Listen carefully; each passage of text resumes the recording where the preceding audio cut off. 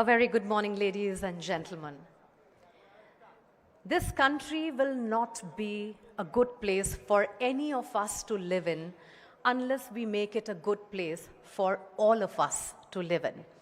These words by Theodore Roosevelt resonate deeply with us today because today we honor those who are working tirelessly to make our country a better place for those who do not always have the means to do it themselves. One village, one classroom, one clinic, one community at a time. Hello and a very warm welcome to the grand finale of Forbes India We Serve India National Finale Season 2 presented by Lions Clubs International.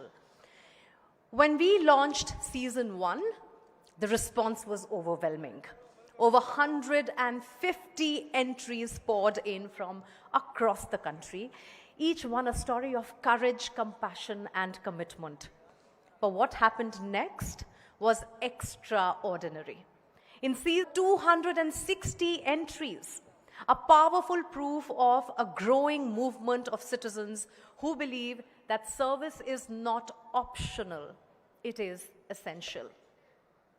More voices, more regions, more ideas shaping India's future from the ground up. Over the last few months, through our zonal rounds across the country, we have celebrated extraordinary change makers from the north, south, east, west, recognizing both the winners and the runners-up who are creating real, measurable impact on the ground. And today, we bring the very best of those zonal champions together on one stage. This grand finale is where India's most compelling stories of service converge as we honor those whose work has risen above the regional boundaries to set national benchmarks for impact, innovation, and leadership. And before we begin the day's proceedings, let's take a look at the journey of We Serve India so far.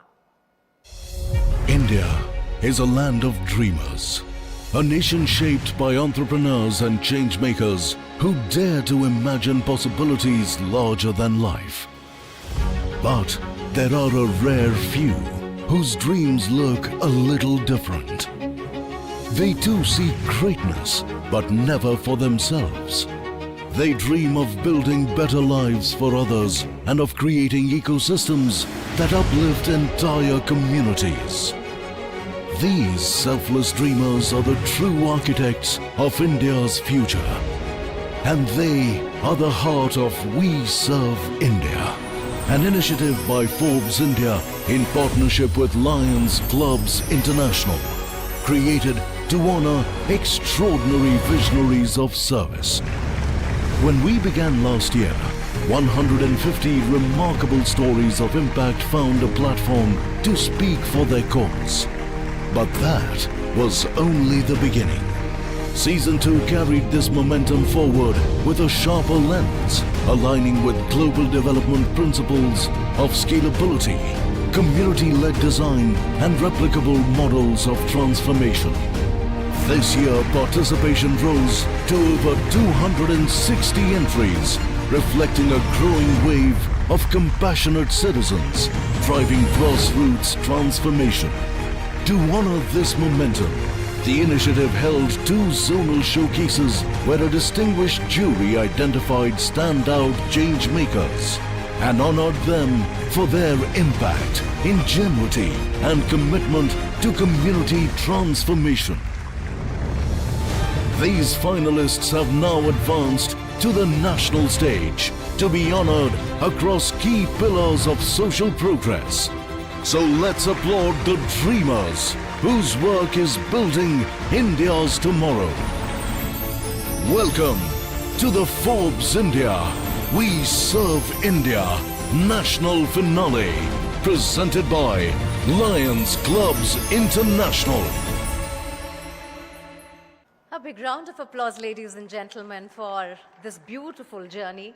And it is now time to hear from someone who has spent years shaping national conversations and bringing India's most important stories to the forefront. Please join me in welcoming Anand Narasimhan, Managing Editor, Special Projects and Senior Anchor, CNN News 18, for the welcome address.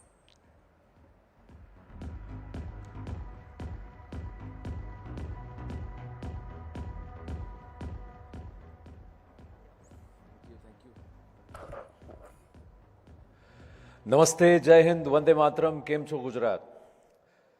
Good morning to everyone and a very warm welcome to the Forbes India We Serve India S2 National Finale, Season 2, presented by Lions Clubs International. Now, it's wonderful to see all of you here, our finalists, our runners-up, partners, our guests who have joined us for this celebration of impact and purpose. We Serve India is a platform that was created with one clear intention: to bring to light stories of individuals who are changing the world around them through grit, compassion, and innovation. Stories that often remain local, unseen, unheard, but deserve to be recognized at a national stage.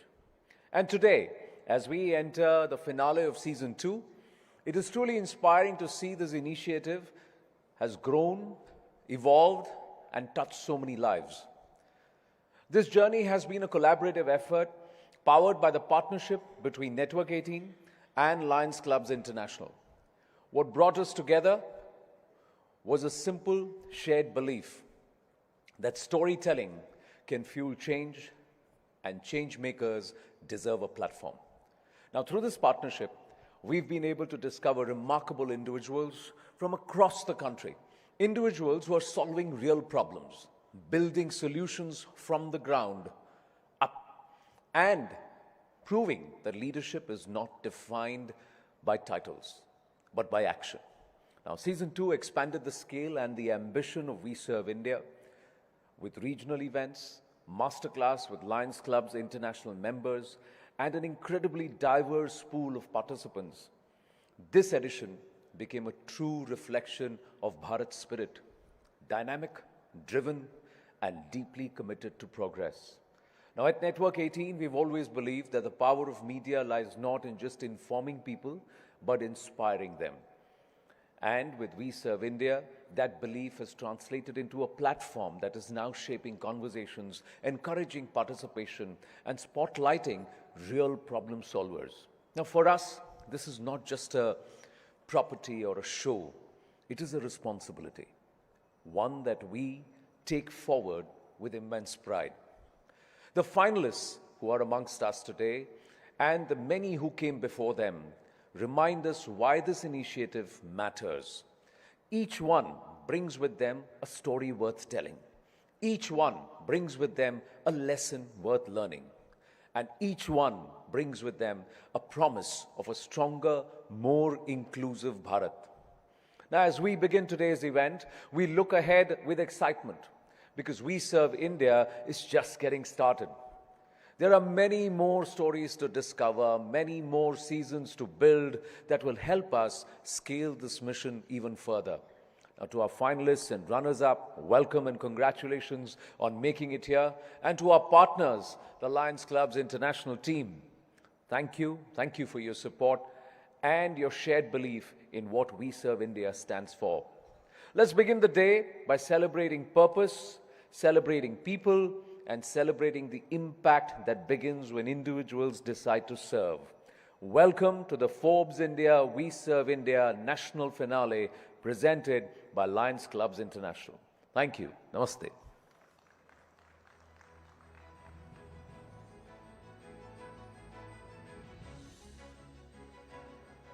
Thank you, Anand. Thank you for setting the stage so beautifully.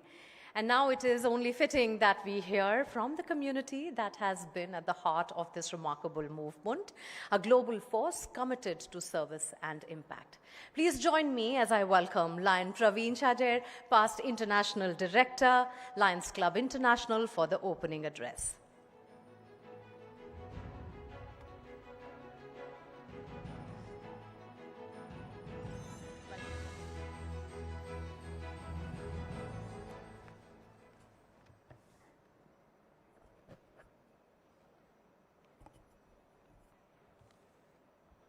What a big transition from Finale 1 to Finale 2.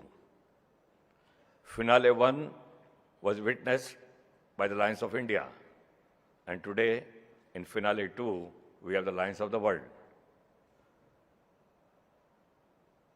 It's amazing to have our international gathering along with the Isame Forum, and the message of We Serve India will cross across the boundaries.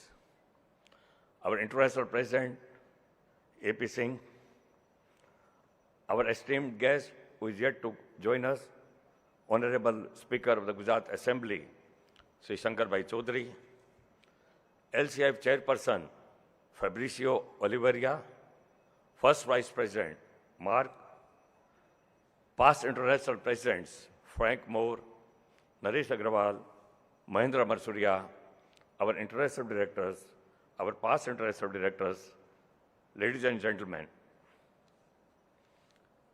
good morning. It is my great pleasure to welcome each one of you in Ahmedabad to We Serve India Season 2 finale. A special initiative jointly presented by Lions Clubs International and Network 18, celebrating service, innovation, and real impact at the grassroots level. At this occasion, I have a great pleasure in welcoming the outstanding panelists who will be sharing their views during our program. We Serve India is more than an award. It is a movement, one that brings national attention to individuals and organizations who are quietly changing lives in the country. This is really an event to honor the everyday heroes. Season 2 has revealed inspiring solutions in health, education, livelihoods, environment, and social inclusions. Ideas born at grassroots, yet powerful enough to create change at a larger scale. On behalf of Lions Clubs International, I extend heartfelt thanks to Network 18, its leadership, its editorial team, and the anchors for being outstanding partners and for using the power of media to give voice to purpose-driven stories. Today's finale is not only about recognition, but it's about inspiration and collaboration. It's about bringing together changemakers, leaders, and institutions who believe in building a more inclusive and collaborating with the media has been the brainchild of our international president, AP Singh and Sangeeta Jatia. This is a dream we had from a long time, and I think this is a very small beginning, and we'll go a long way in partnering with media in carrying forward the mission of We Serve, because Viksit Bharat can only be achieved if we have a partnership with social organizations and the media. As we move forward with today's discussions, addresses, and the awards ceremony, let us celebrate the spirit of service that unites us all. Once again, welcome each one of you to the Isame Forum, which is collaborated with We Serve India Season 2 finale. Thank you once again. Welcome again.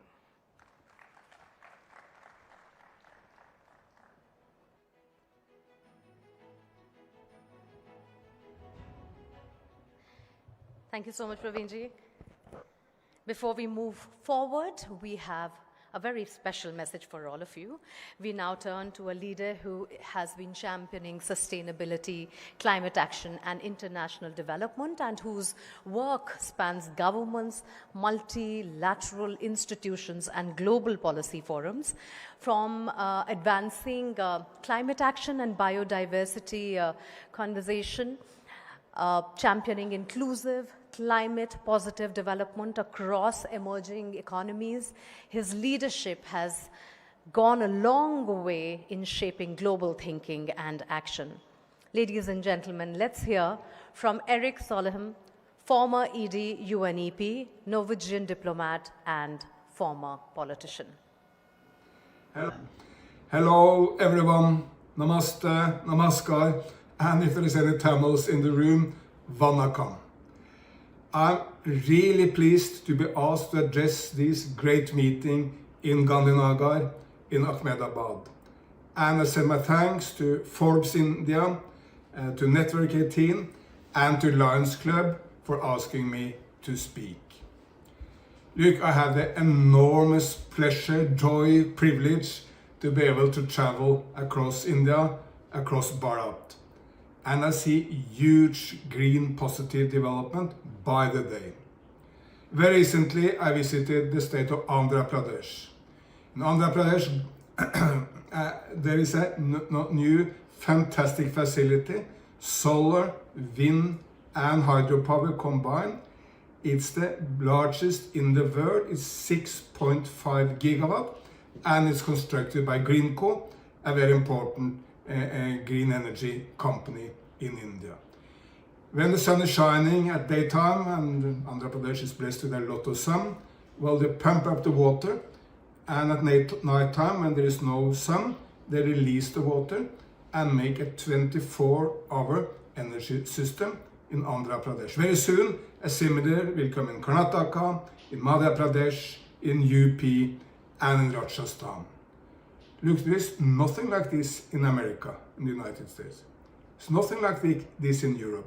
Only in India and in China you can find these kind of massive green developments. It's fantastic. It's huge.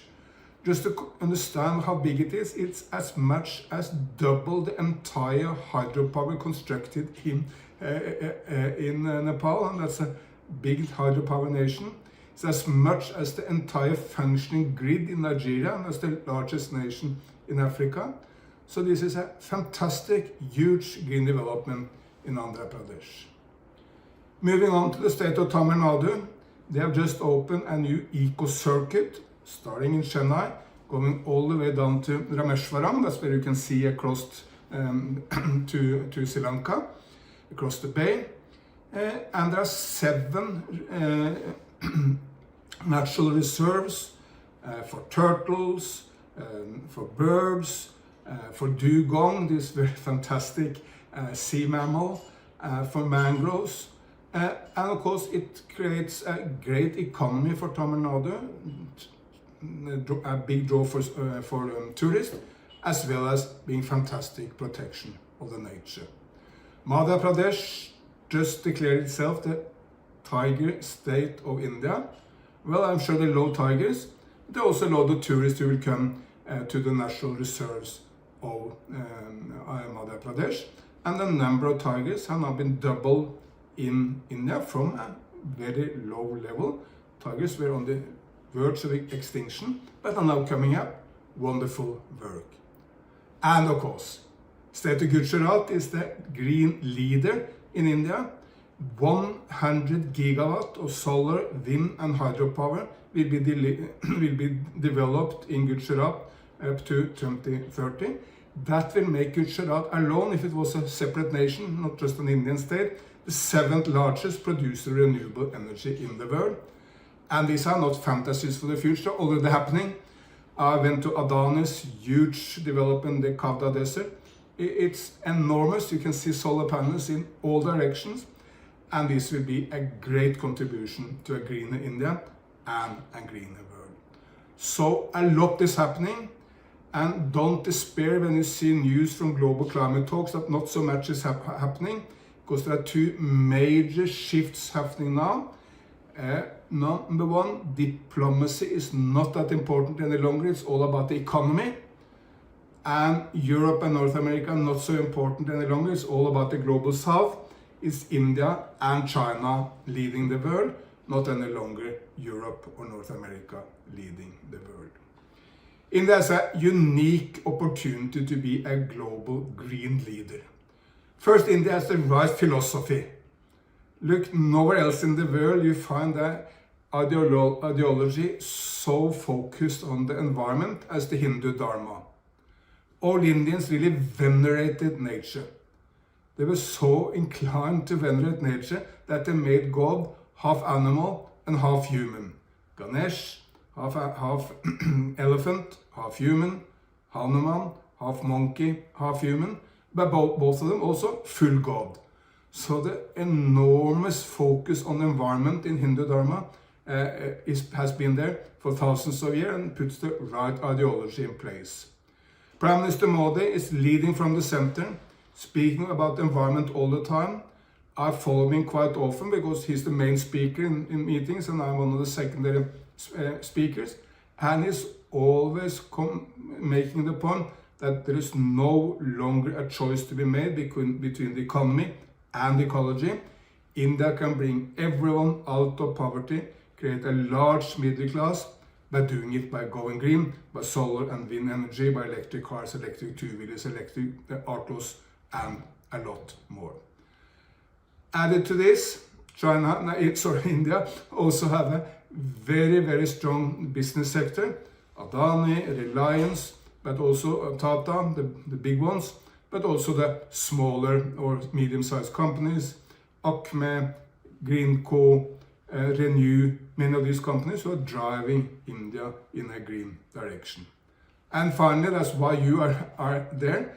India has any number of startups, young Indians who want to contribute to the environment, people who want to make a new business, want to take part in politics, to drive India in a greener direction. So this combination of philosophy, leadership, business and young people is exactly the right mix, which will make India a global green leader in the 21st century. Finally, one question I very often get is, what can young people really do if they want to do more for the environment? And it's a lot. All major changes in human history has been led by young people because they are brave, they have new ideas, they drive the change. So what can a young person in India, or for that matter anywhere else in the world, do? First, follow your dreams. If you have the dream of being a green entrepreneur or a green politician or a civil society activist, if you have a dream to do something, please go ahead. Take the chance. Try to do it. Secondly, use all your social media platforms. Any young person have a social media platform. Speak about what you are doing, what your friends are doing, what India is doing, or even if you see some good action happening in China or Europe or wherever, showcase that, inspire others to do more. Make all these small steps in your life. Try to avoid single-use plastic. Why can't we drink from a normal cup like this? Everyone has done that in the past. There is no reason to use single-use plastic all the time. Put water into a bottle when you go to school and drink from that bottle. Demand solar panels on the roof, in your village, by the house of your parents, at the school. Ask people to provide solar panels because that will make a better economy. And plant trees. You can plant trees in your village, maybe if you have permission in your city, wherever it is. And all this will make India greener. Everyone understands that planting one tree, avoiding a little bit of plastic, putting up a few solar panels, that in itself is not changing the world. No individual, not even Prime Minister Modi, can change the world by himself. But when we all take these small steps, we contribute to a large movement. And that movement is changing the world. This was exactly what Mahatma Gandhi understood when he said, you need to be the change you want to see in this world. Because if we all are part of the change, it is an enormous wave which will change the world, and it's unstoppable. So please be the change you want to see in this world. Thank you so much. John Javid.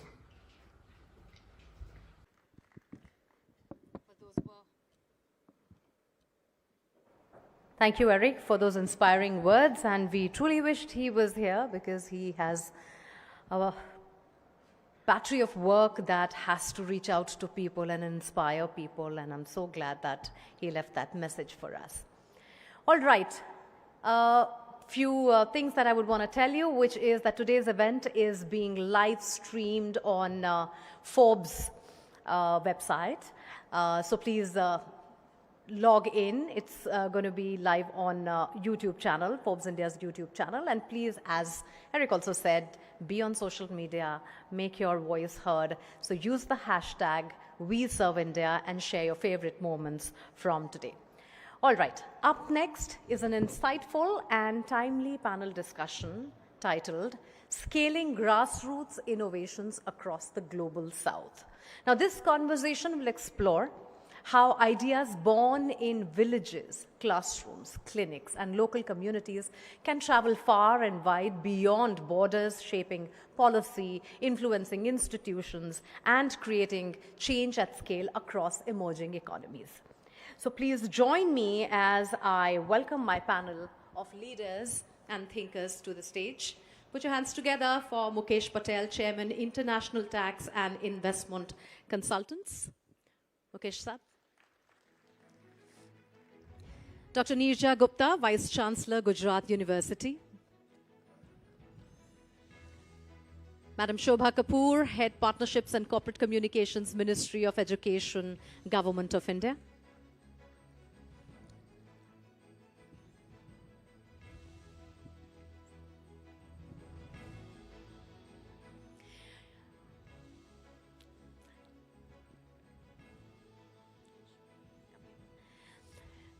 Mr. Harish Kumar Ardave, former MD NABARD. And Meera Shenoy, founder, Youth for Jobs. And last but not the least, Lion Dr. Deepak Chaudhary, water conservation expert, social leader, and past district governor, Lions Club International.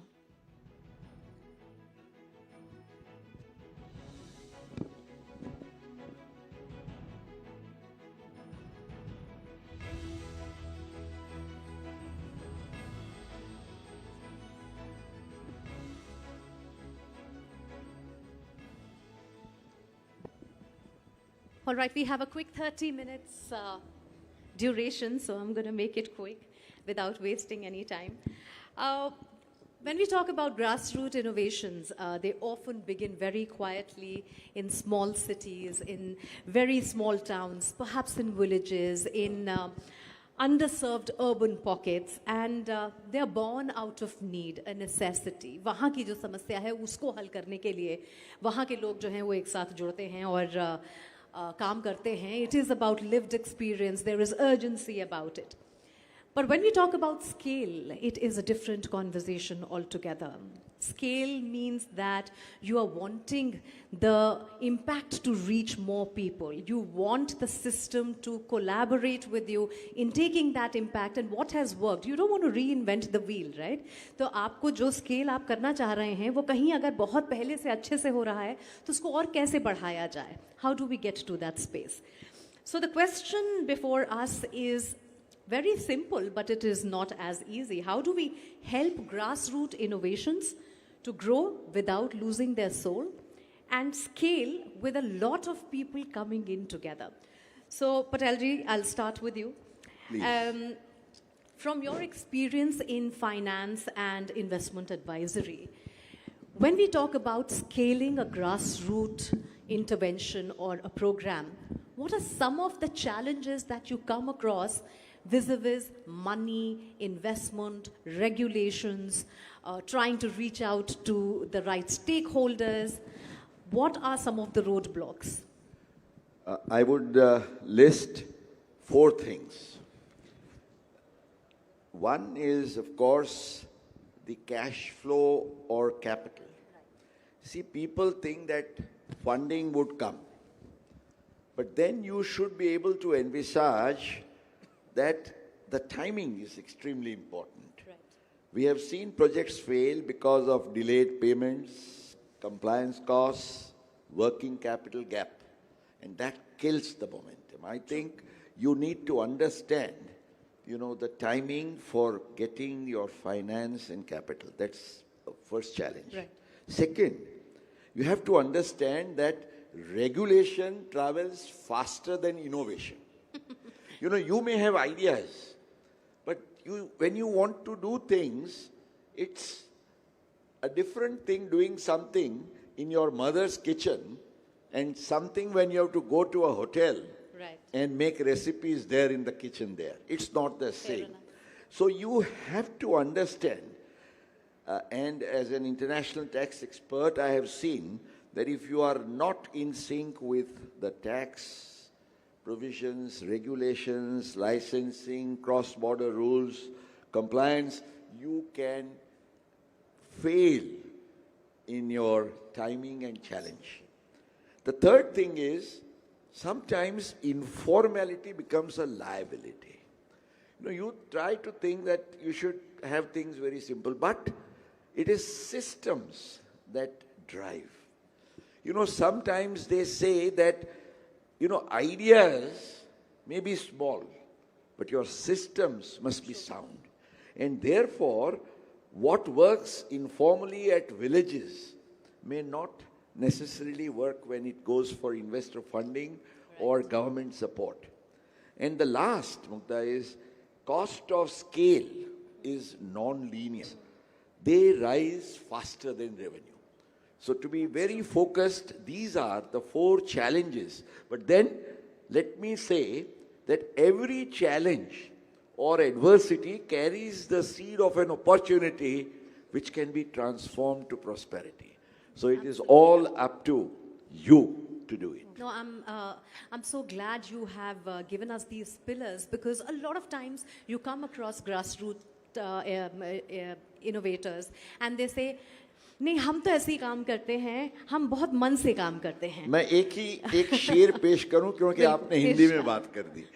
तो आपका, if as a innovator you want to be successful, what really counts? One of my favorite शायर has beautifully said, मंजिलें उन्हीं को मिलती है जिनके सपनों में जान होती है. मंजिलें उन्हीं को मिलती है. सिंह साहब सुनिए, ये आपकी भाषा है. मंजिलें उन्हीं को मिलती है जिनके सपनों में जान होती है. सिर्फ पंख से कुछ नहीं होता, हौसलों से उड़ान होती है.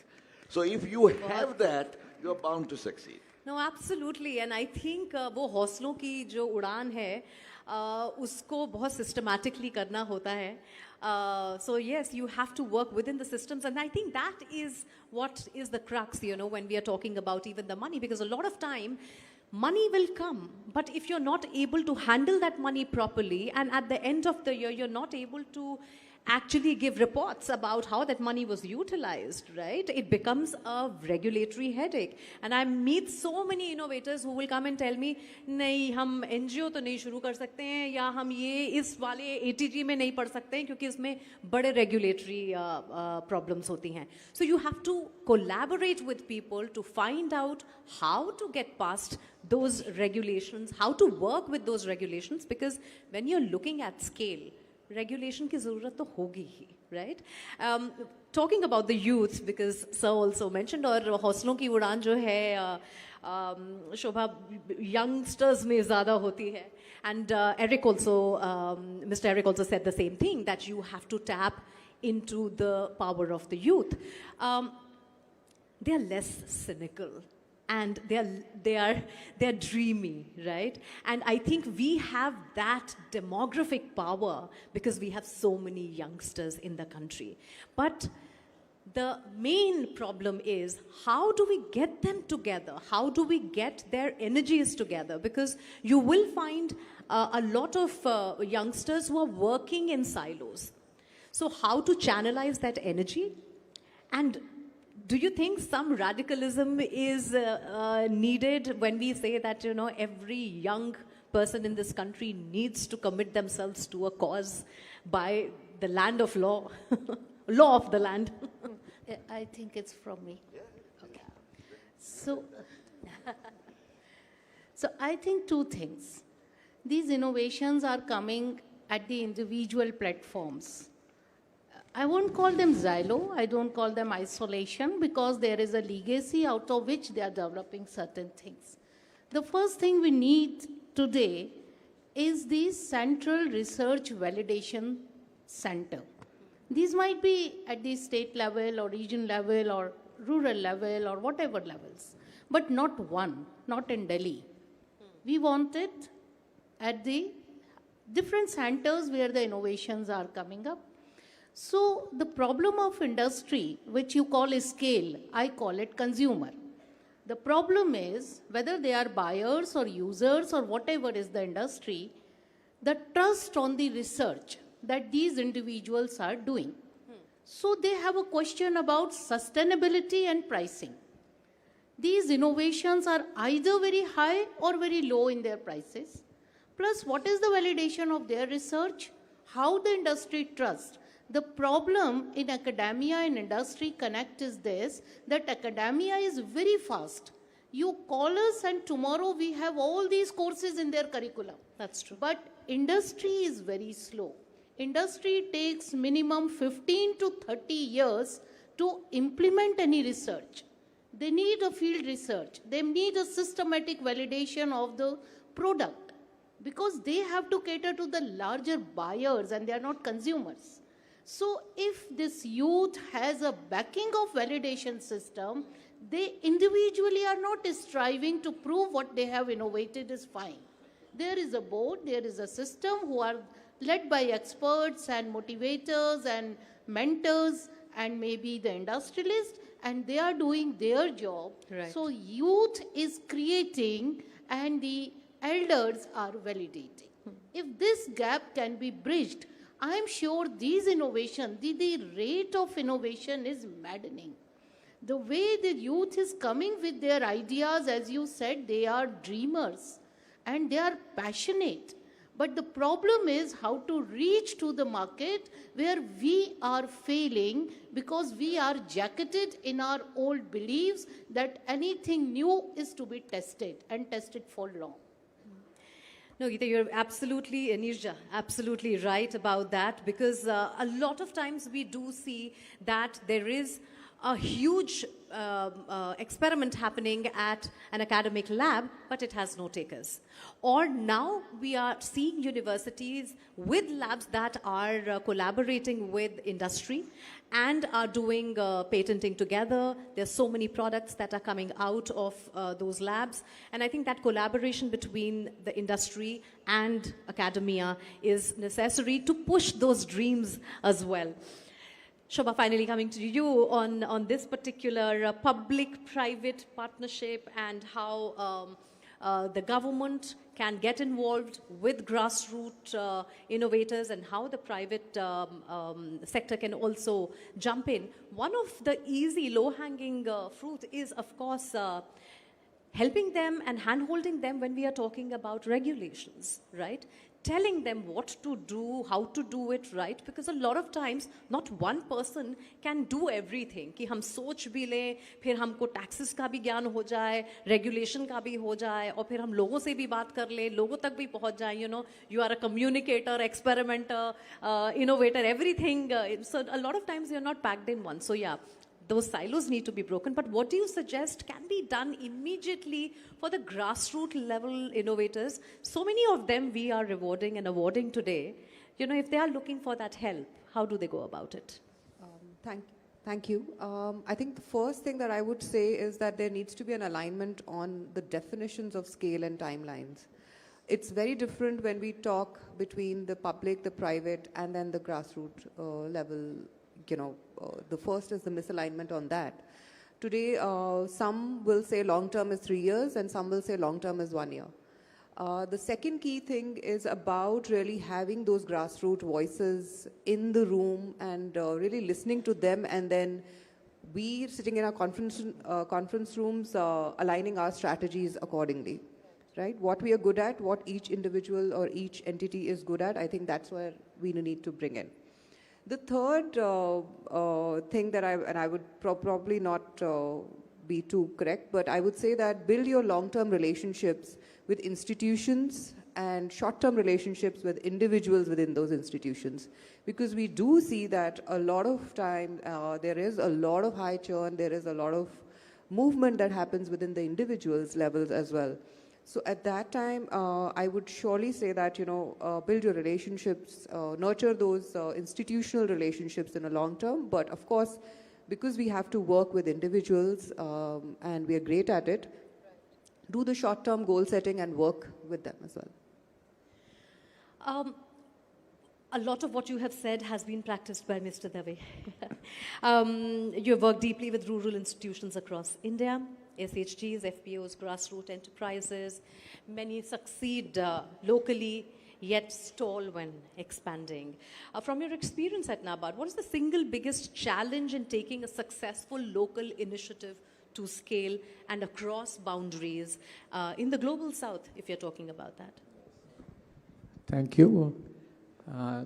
Let me start by giving an anecdote. Many years back, Professor Anil Gupta called me up from IMA and he said, Dave, there is a farmer in Junagadh district and he has innovated a tilting cart. So when the cart moves in the farm, the application of input happens without stress and it's powerless kind of thing, you know. Would you be able to fund it? And believe me, we had no mechanism to deal with individual innovators. This is, I'm talking of 1990s. Today, things have drastically changed, I would say. You have large number of incubators, accelerators across India, and I must name National Innovation Foundation. I must name GYAN, which, see, the basic issue is where is the innovator? First of all, he must be brought to the spotlight. Then the second stage of incubating starts. So, if you, sitting in NABARD, if you ask me, how many innovators are there in India? Possibly I don't have a database. So, there is a great role for documenting, and I must compliment this forum, Lions International, Network 18, that you have been able to do something which brings spotlight on the people who are actually innovating. The first stage. The second stage moves into the initial funding. Now, no bank is going to lend them. So you need some kind of grant assistance to start with, followed by soft loans, followed by commercial loans, which are backed up by guarantees. So these are the issues which one will have to go through, and you need intermediary organizations which do the handholding and bring them to the stage. I mean, not everyone is going to scale up to that level. Some are local innovators and they'll be happy at that level.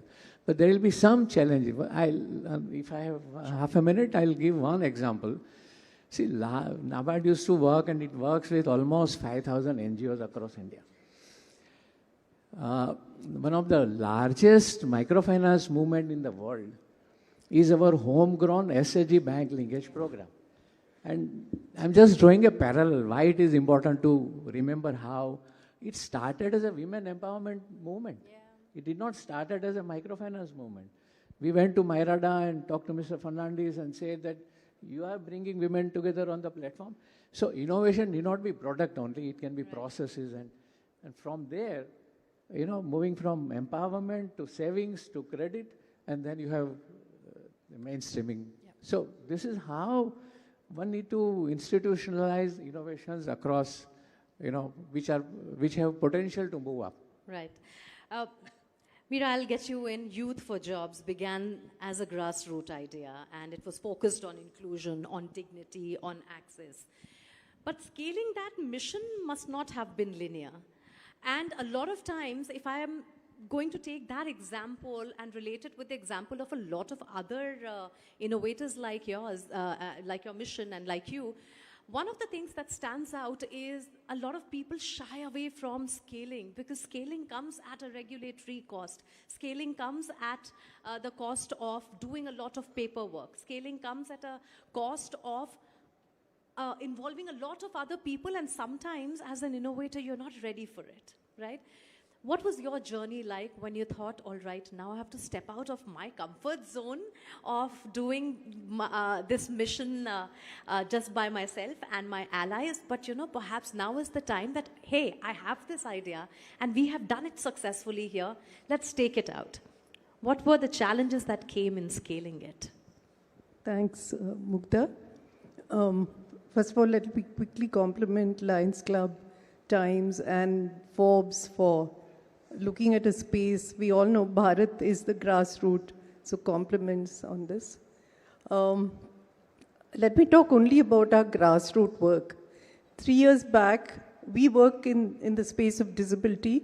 Our vision is that every youth with disability should come out of poverty, be confident and independent, and the pathway is skilling them, giving them jobs, enterprises, and their government incentives through partnerships.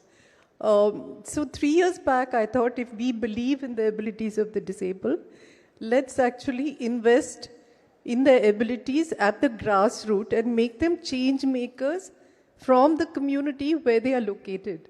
So we took 75 of them, gave them 21st century skills. Now we teach them chat, GPT, AI. So they go around their community in a wheelchair. They wear yellow t-shirts. They're called Divyang Mitra, which means friends of the disabled. They stop every person with disability, do household surveys, asking them what they want and how they can be served better. Today, what it has done is, first is it's broken these stigmas around disability because you see a successful person. Second is that they are able to do things which we cannot do. For example, unlock the government benefits for them, okay? And the collector, he doesn't remember the person's name, but he says, wo yellow t-shirt wala kidhar hai, whenever there's anything about disability. What's happening is that because we've taught them partnership skills and local partnership skills, they're building the building blocks of a movement.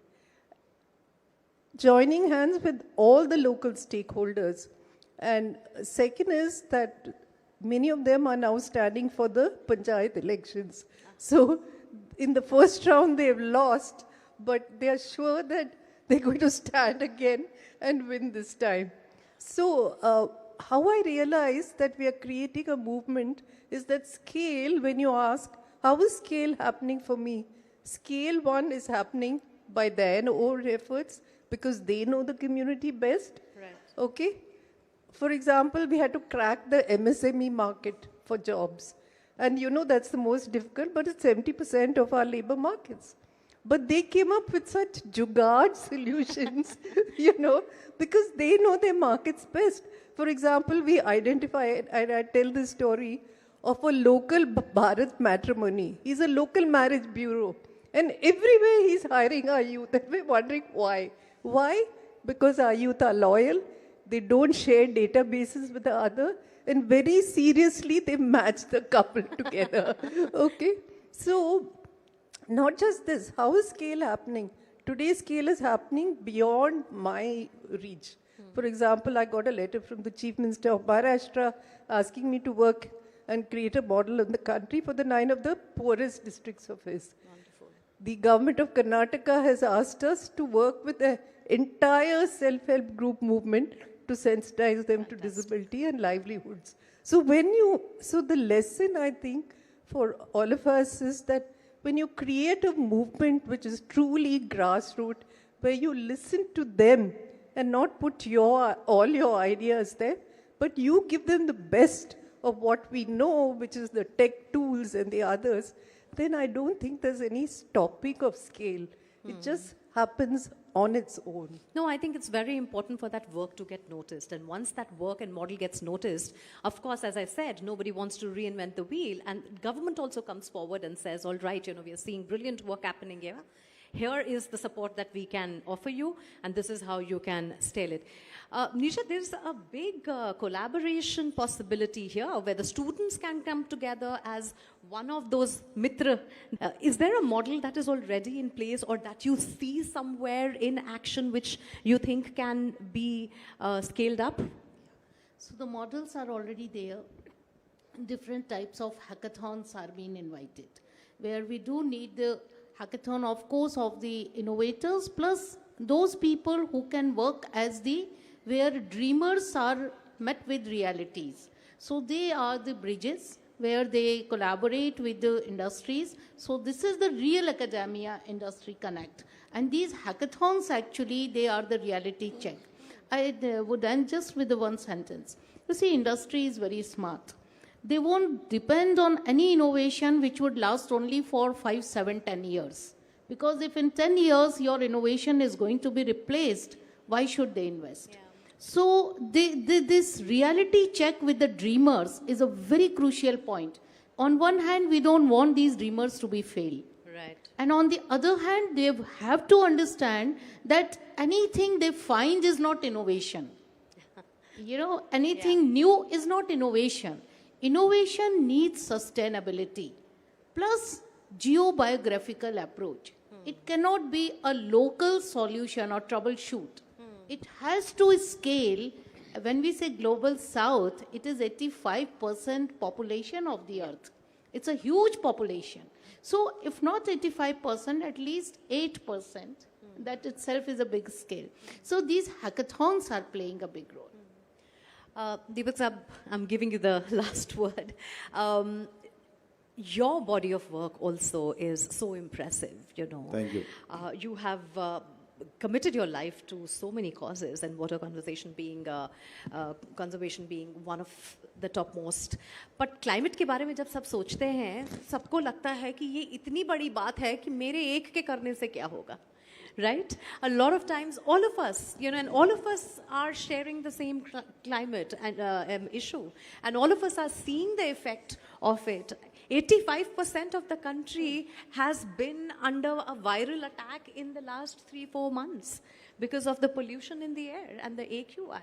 And yet we don't understand that this is the climate change we are talking about, which you think that it is not affecting me. It only means if there's an earthquake somewhere, if the Antarctica is, melting, or it's a hole in the ozone layer.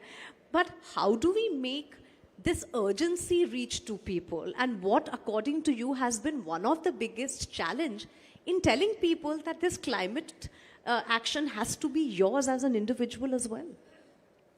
Well, thank you, Mugdha-ji. Basically, the climate, you would understand that it lots depends on the kind of the nature what we are living in, and we are literally, many of us are not caring for the nature.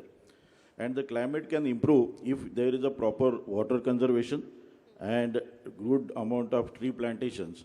And with this, now if you see, one of the experiment that Lions we did, the construction of the check dams, we undertaken as a mission, and I'm very happy that we have completed 105 check dams so far with a capacity to store 250 crore liters of water.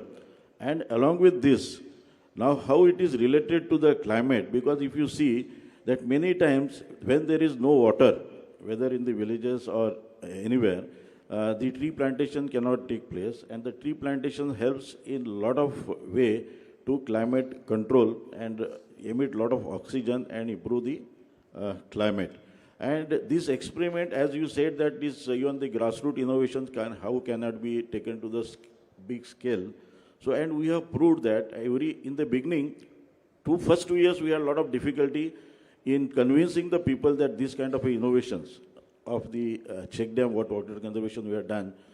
And after 2 years, when they are convinced and the benefits were visible, a lot of tree plantation took place, the climate change, the life of the rural people improved.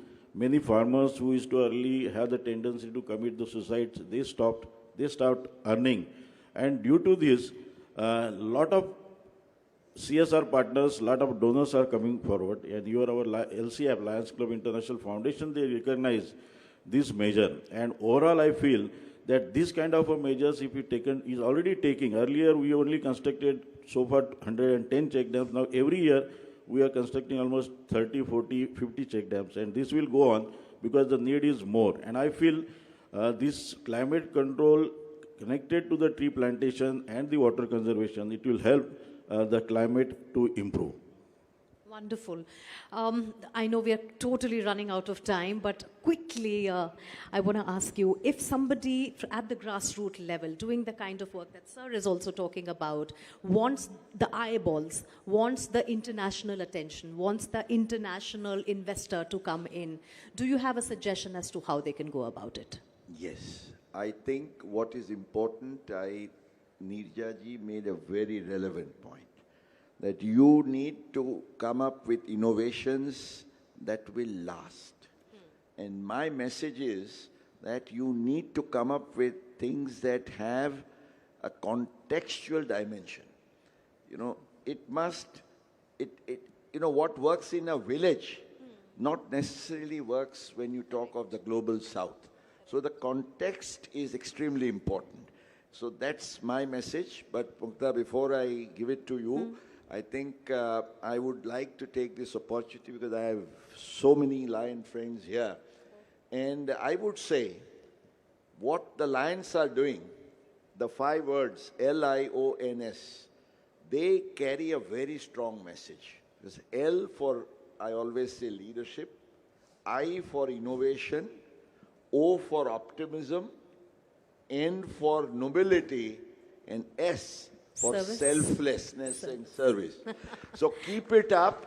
I have the highest regard and respect for Lions, and compliments to you, Forbes, and the whole team for coming up with this wonderful panel discussion. Well, you summed it up for me so beautifully. Well, thank you to all of you. I wish we could talk for a bit more, but we have the awards waiting for us. But thank you so much for all the insights. And I'm just requesting you all to stay back because we have a token of our appreciation that I'm going to request our members from the Lions to please come. I would like to invite Ramesh Prajapati ji, International Director, Lions International Clubs, to give the token of appreciation to Mukesh Patel ji. And Rajkumar Agrawal Sahab to please come forward, International Director, Lions Club International, to join us on stage to felicitate Nirja ji. Magesh ji is here, International Director, Lions Clubs International. Come. In fact, all of you should come here, and I'm going to take my place on the podium.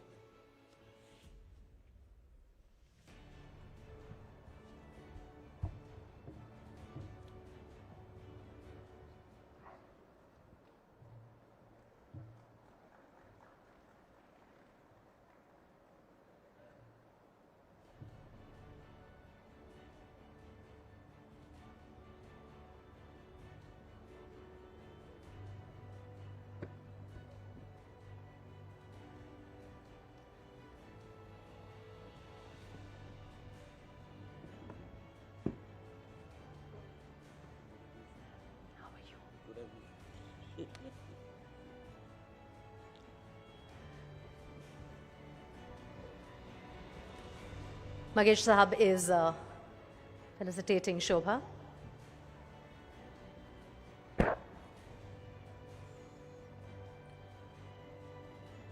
Mr.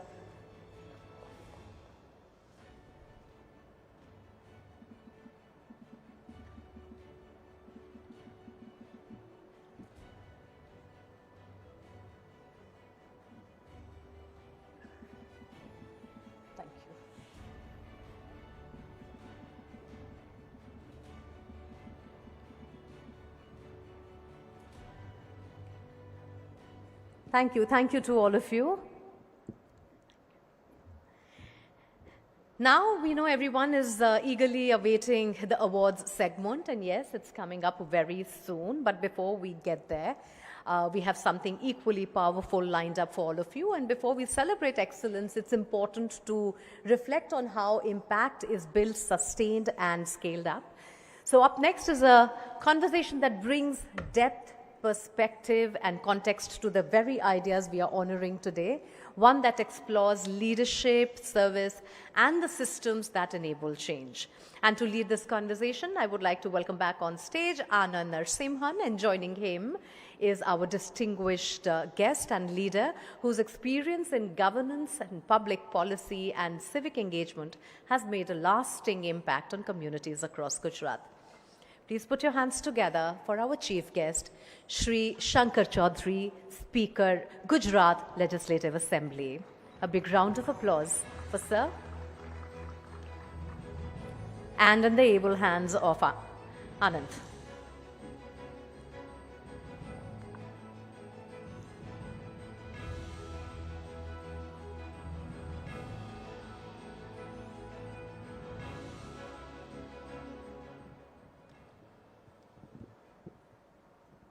आप सबको एक बार फिर नमस्ते, जय हिंद, वंदे मातरम। ये एक ऐसे शख्स हैं जिनका मैं बहुत बड़ा फैन रहा हूँ. Even before he is the speaker of the Gujarat assembly, मैं इनका फैन हूँ क्योंकि इन्होंने जो काम किया है, ट्रांसफॉर्मेटरी वर्क बनासकांठा में किया है, is a case study in itself. तो वहीं से शुरू करते हैं शंकर जी. आज बात आपके ग्रास रूट पे जो आपने काम किया है उसी से शुरू करेंगे. अभी हाल ही में जल संचय के लिए एंड जो वाटर कंजर्वेशन है, इसके लिए आपको पुरस्कार मिला. बनासकांठा को भी पुरस्कृत किया गया, बनास डेयरी को किया गया राष्ट्रपति जी से ही. मेरा प्रश्न ही वहीं से था कि बनासकांठा तो एक वाटर डेफिशिएंट रीजन हुआ करता था, ये ट्रांसफॉर्मेशन कैसे हुआ? जब कोई पड़कार आता है, समस्या आती है, तभी उन्हीं में से रास्ता निकलता है. हमारी पास में हम जो बनास है वो एक और कच्छ का रण है, दूसरी ओर राजस्थान का सूखा प्रदेश और एक और पाकिस्तान है. तो उन्हीं में कोई बारोमास नदी नहीं है हमारी पास में, रिवर कोई नहीं है. तो पानी की समस्या अंडरग्राउंड वाटर के आधार पर हम लोग पीने का पानी या एग्रीकल्चर, एनिमल, इन सभी के लिए उपयोग करते हैं. तो पानी 100 साल में हमने काफ़ी निकाल दिया है. लेकिन अभी ध्यान में आया कि पानी जो अगर नहीं होगा धरती में तो आने वाली पीढ़ियाँ हमारी क्या करेगी. तो हमने जल संचय का काम स्टार्ट किया. पिछले साल हमने 300 से ज़्यादा तालाब बनाए नए, और उनमें पानी, बारिश का पानी है, उनको रोकने का काम किया. 30,000 से ज़्यादा छोटे छोटे बनाए बॉल कि जो बारिश का पानी खेत में आता है, खेत का पानी सीधा अंडरग्राउंड अंदर चला जाए. पुराने कुएं तालाब है, उनको रिचार्ज करने का काम, वाव को रिचार्ज करने का काम, ये सब मिलाकर किया. और इनके लिए भारत सरकार का जल संचय मंत्रालय और महामहिम राष्ट्रपति जी ने प्रोत्साहित करने के लिए हमें सम्मानित किया बनास डेयरी को. तो हमें और ज़्यादा काम करने का उनमें प्रोत्साहन मिलेगा. 300 से ज्यादा तालाब आपने बनासकांठा के इलाके में ही किए, ये करना क्यों जरूरी है? नहीं, पानी हमारे निकल गया था. हमारी धरती में पानी, क्योंकि पानी कोई फैक्ट्री में तैयार नहीं होता है, ये प्रकृति देती है. और बारिश का पानी जितना भी आता है वो पानी धीरे धीरे बहकर रण में से समुद्र तक पहुंच जाता है और सोल्टी बन जाता है. तो प्रकृति देती है, लेकिन हम संग्रह कर नहीं सकते हैं. तो पूरे देश की ये समस्या है. बाढ़ आती है और बाढ़ का पानी कहीं ना कहीं मिलकर फिर बाद में समुद्र तक चला जाता है. तो ये बारिश का पानी, बाढ़ का पानी, उनको हमें रोककर धरती में संग्रहित करना चाहिए. तो आने वाली पीढ़ियों के लिए हम पानी को बचा सके. और ये पानी क्वालिटी वाटर है, ये बारिश का पानी है, और ये काम हमें करना चाहिए. भारत सरकार भी काफ़ी इनिशिएटिव ले रही है. प्रधानमंत्री मोदी जी भी बोल रहे हैं कि ये, गुजराती में बोलते हैं, ये वरसाद नहीं प्रभु का प्रसाद है. तो प्रभु का प्रसाद मतलब ये प्रकृति ने दिया हमें वरदान है, उनको हमें संग्रह करके रखना है.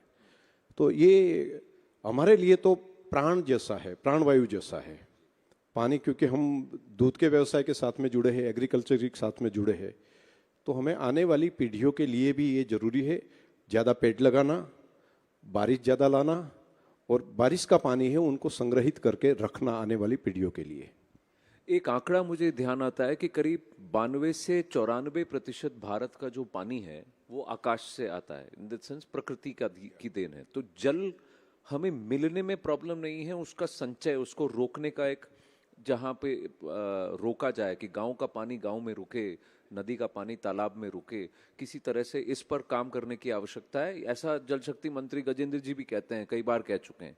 लेकिन ऐसा कौन सा एक मॉडल है जो आपके लिए वर्क कर गया इन बनासकांठा, जिसको कि हम भारत के सभी गांवों में, सभी जिलों में इंप्लीमेंट कर सकते हैं? एक तो सोस कुआ है, खेत का पानी खेत में ले जाना है. खेत का जो भी पानी अंदर पड़ता है तो वो अंदर हमें रखना है. दूसरा, आपका घर में पानी जो आता है बारिश का, वो पानी को नीचे हमें, तो माइक्रो लेवल पर जब तक लोग भागीदारी नहीं होगी तब तक ये समस्या का उकेल नहीं होगा. दूसरा, ये समस्या बनने का जो कारण है वो भी, उनमें भी हमें रास्ता निकालना पड़ेगा. क्योंकि पहले पानी जो आता था वो नेचुरल रिचार्ज की व्यवस्था थी. वहाँ पर कई सारे जीव जंतु थे, माइक्रोन थे, और वो छिद्र बना के रखते थे.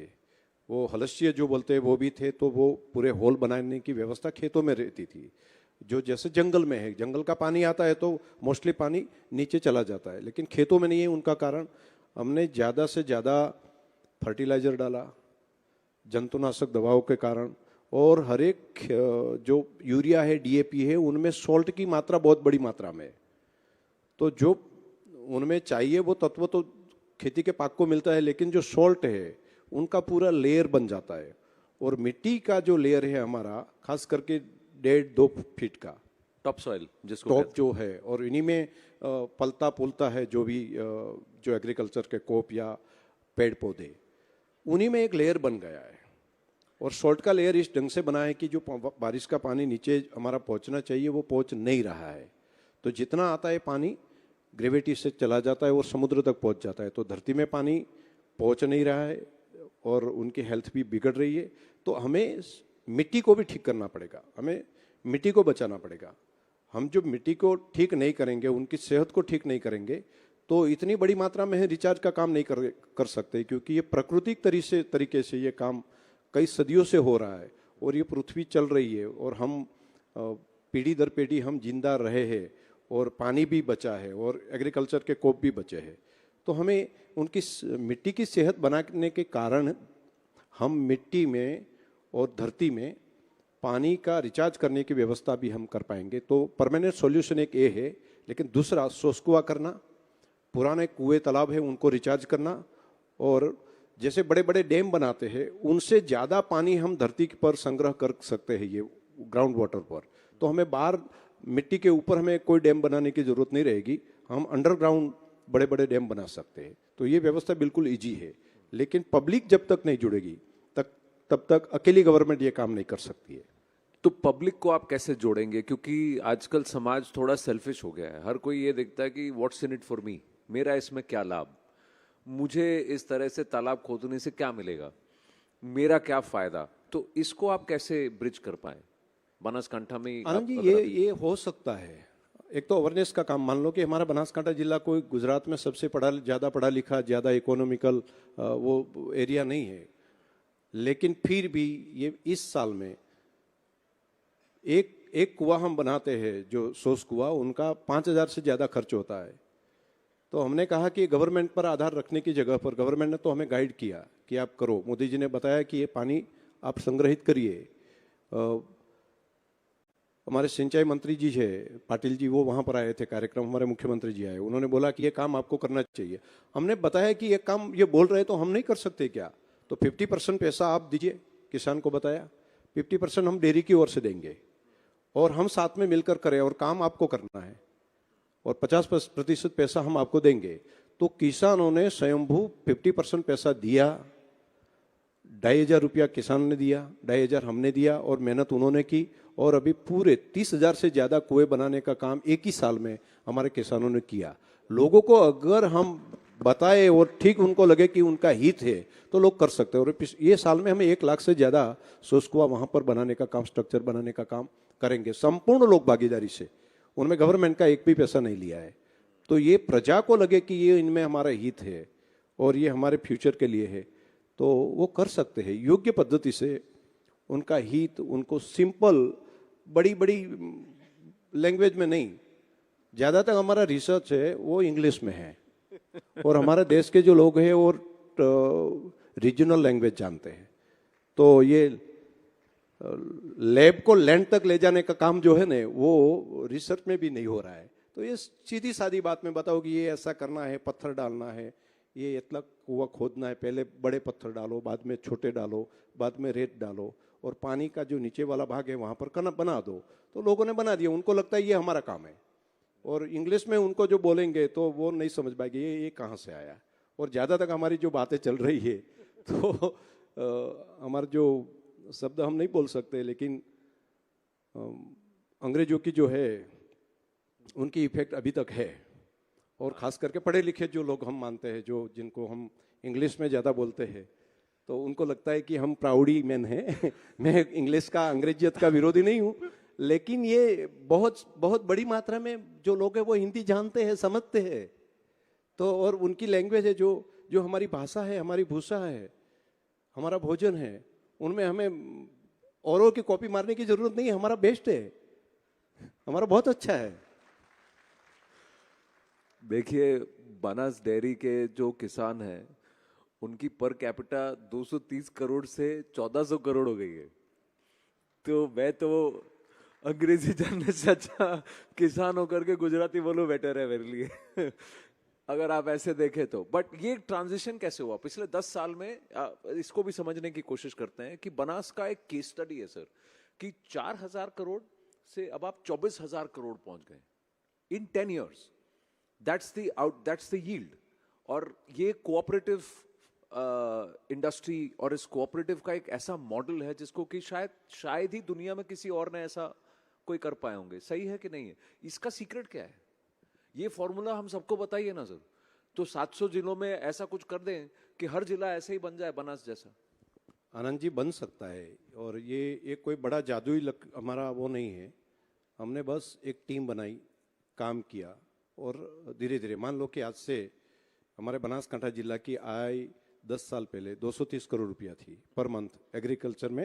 एग्रीकल्चर का नहीं बोल रहा हूँ, दूध की आवक, दूध की इनकम 230 करोड़। हाँ, अकेले दूध की। हाँ, इसमें अभी खाद आ गया है, बहुत कुछ आ गया है, वो अलग है। और तो जो है, और जो बना रहे वो तो अलग है।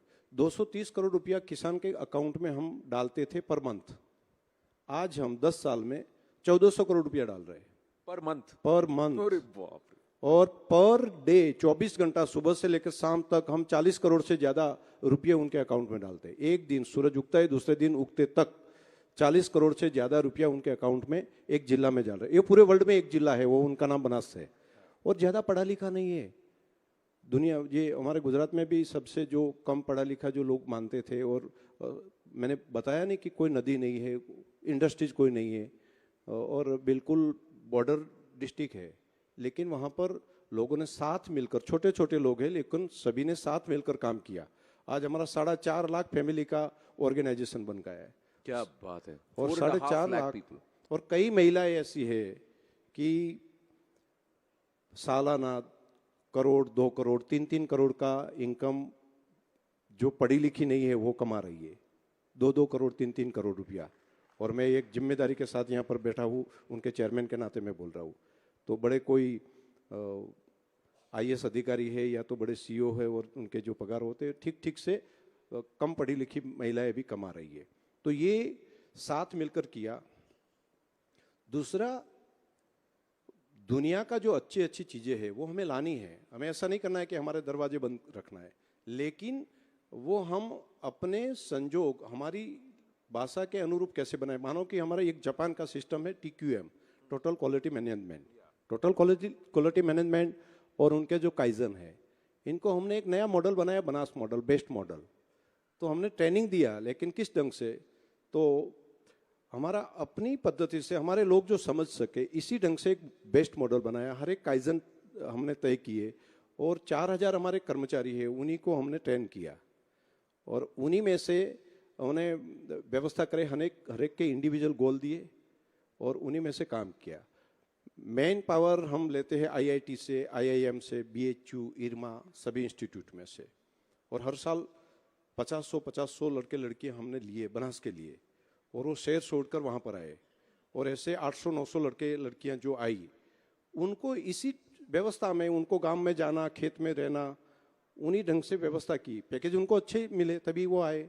मान को रिलायंस के कोई आदमी है तो उनको यहाँ पर लाए, आर्मी के जो चालू ब्रिगेडियर है उनको लाए, IAS अधिकारी है उनको नौकरी छुड़वा कर यहाँ पर लाए, और सब आए। NDDB की जो MD है वो यहाँ पर हमारे MD बनाए। तो अच्छे ऐसे हायर करने की व्यवस्था हमने की, लेकिन बनाए कैसे? तो हमें जैसे चाहिए वैसे। 10 साल से एक भी बार किसी कर्मचारी ने नहीं बोला है कि हमारी मांगे पूरी करो। कोई बोलता नहीं है। और जो पैकेज वहां पर मिलता है उनसे अच्छा हम दे रहे हैं। कोविड में पूरे लोगों ने बोला कि काम बंद हो गया है। हमारे कर्मचारियों ने बोला कि हमारे पगार कम करो, 50% कर दो, लेकिन काम नहीं छोड़ा। एक भी दिन दूध बंद नहीं किया। पूरे देश को दूध देना हमारी रिस्पॉन्सिबिलिटी है, और ये काम किया। काम करते करते 5-7 लोग मर गए, लेकिन काम नहीं छोड़ा। कि जैसे युद्ध पर जाते हैं वैसे ढंग से काम कर रहे। बाद में हम लोगों ने उनको पगार कम नहीं किया, एक एक्स्ट्रा पगार दिया कि नहीं आप लोगों ने काम किया है, हमारी पास में प्रॉफिट भी बचा है व्यवस्था। और प्रॉफिट सिर्फ कर्मचारियों को दे रहे हैं ऐसे नहीं है, हम कोऑपरेटिव मॉडल है। इस साल पगार देने के बाद हमारी पास में एक्स्ट्रा पैसा बचा, तो हमने अपने किसानों को, इस साल का मैं बोल रहा हूँ, पगार जो देते, दूध की पैसा दे दिया, लेकिन वैल्यू एडिशन कर रहे हम, प्रोटीन हम बना रहे, चीज़ बना रहे, कई सारी चीज़ें हम प्रोबायोटिक बना रहे।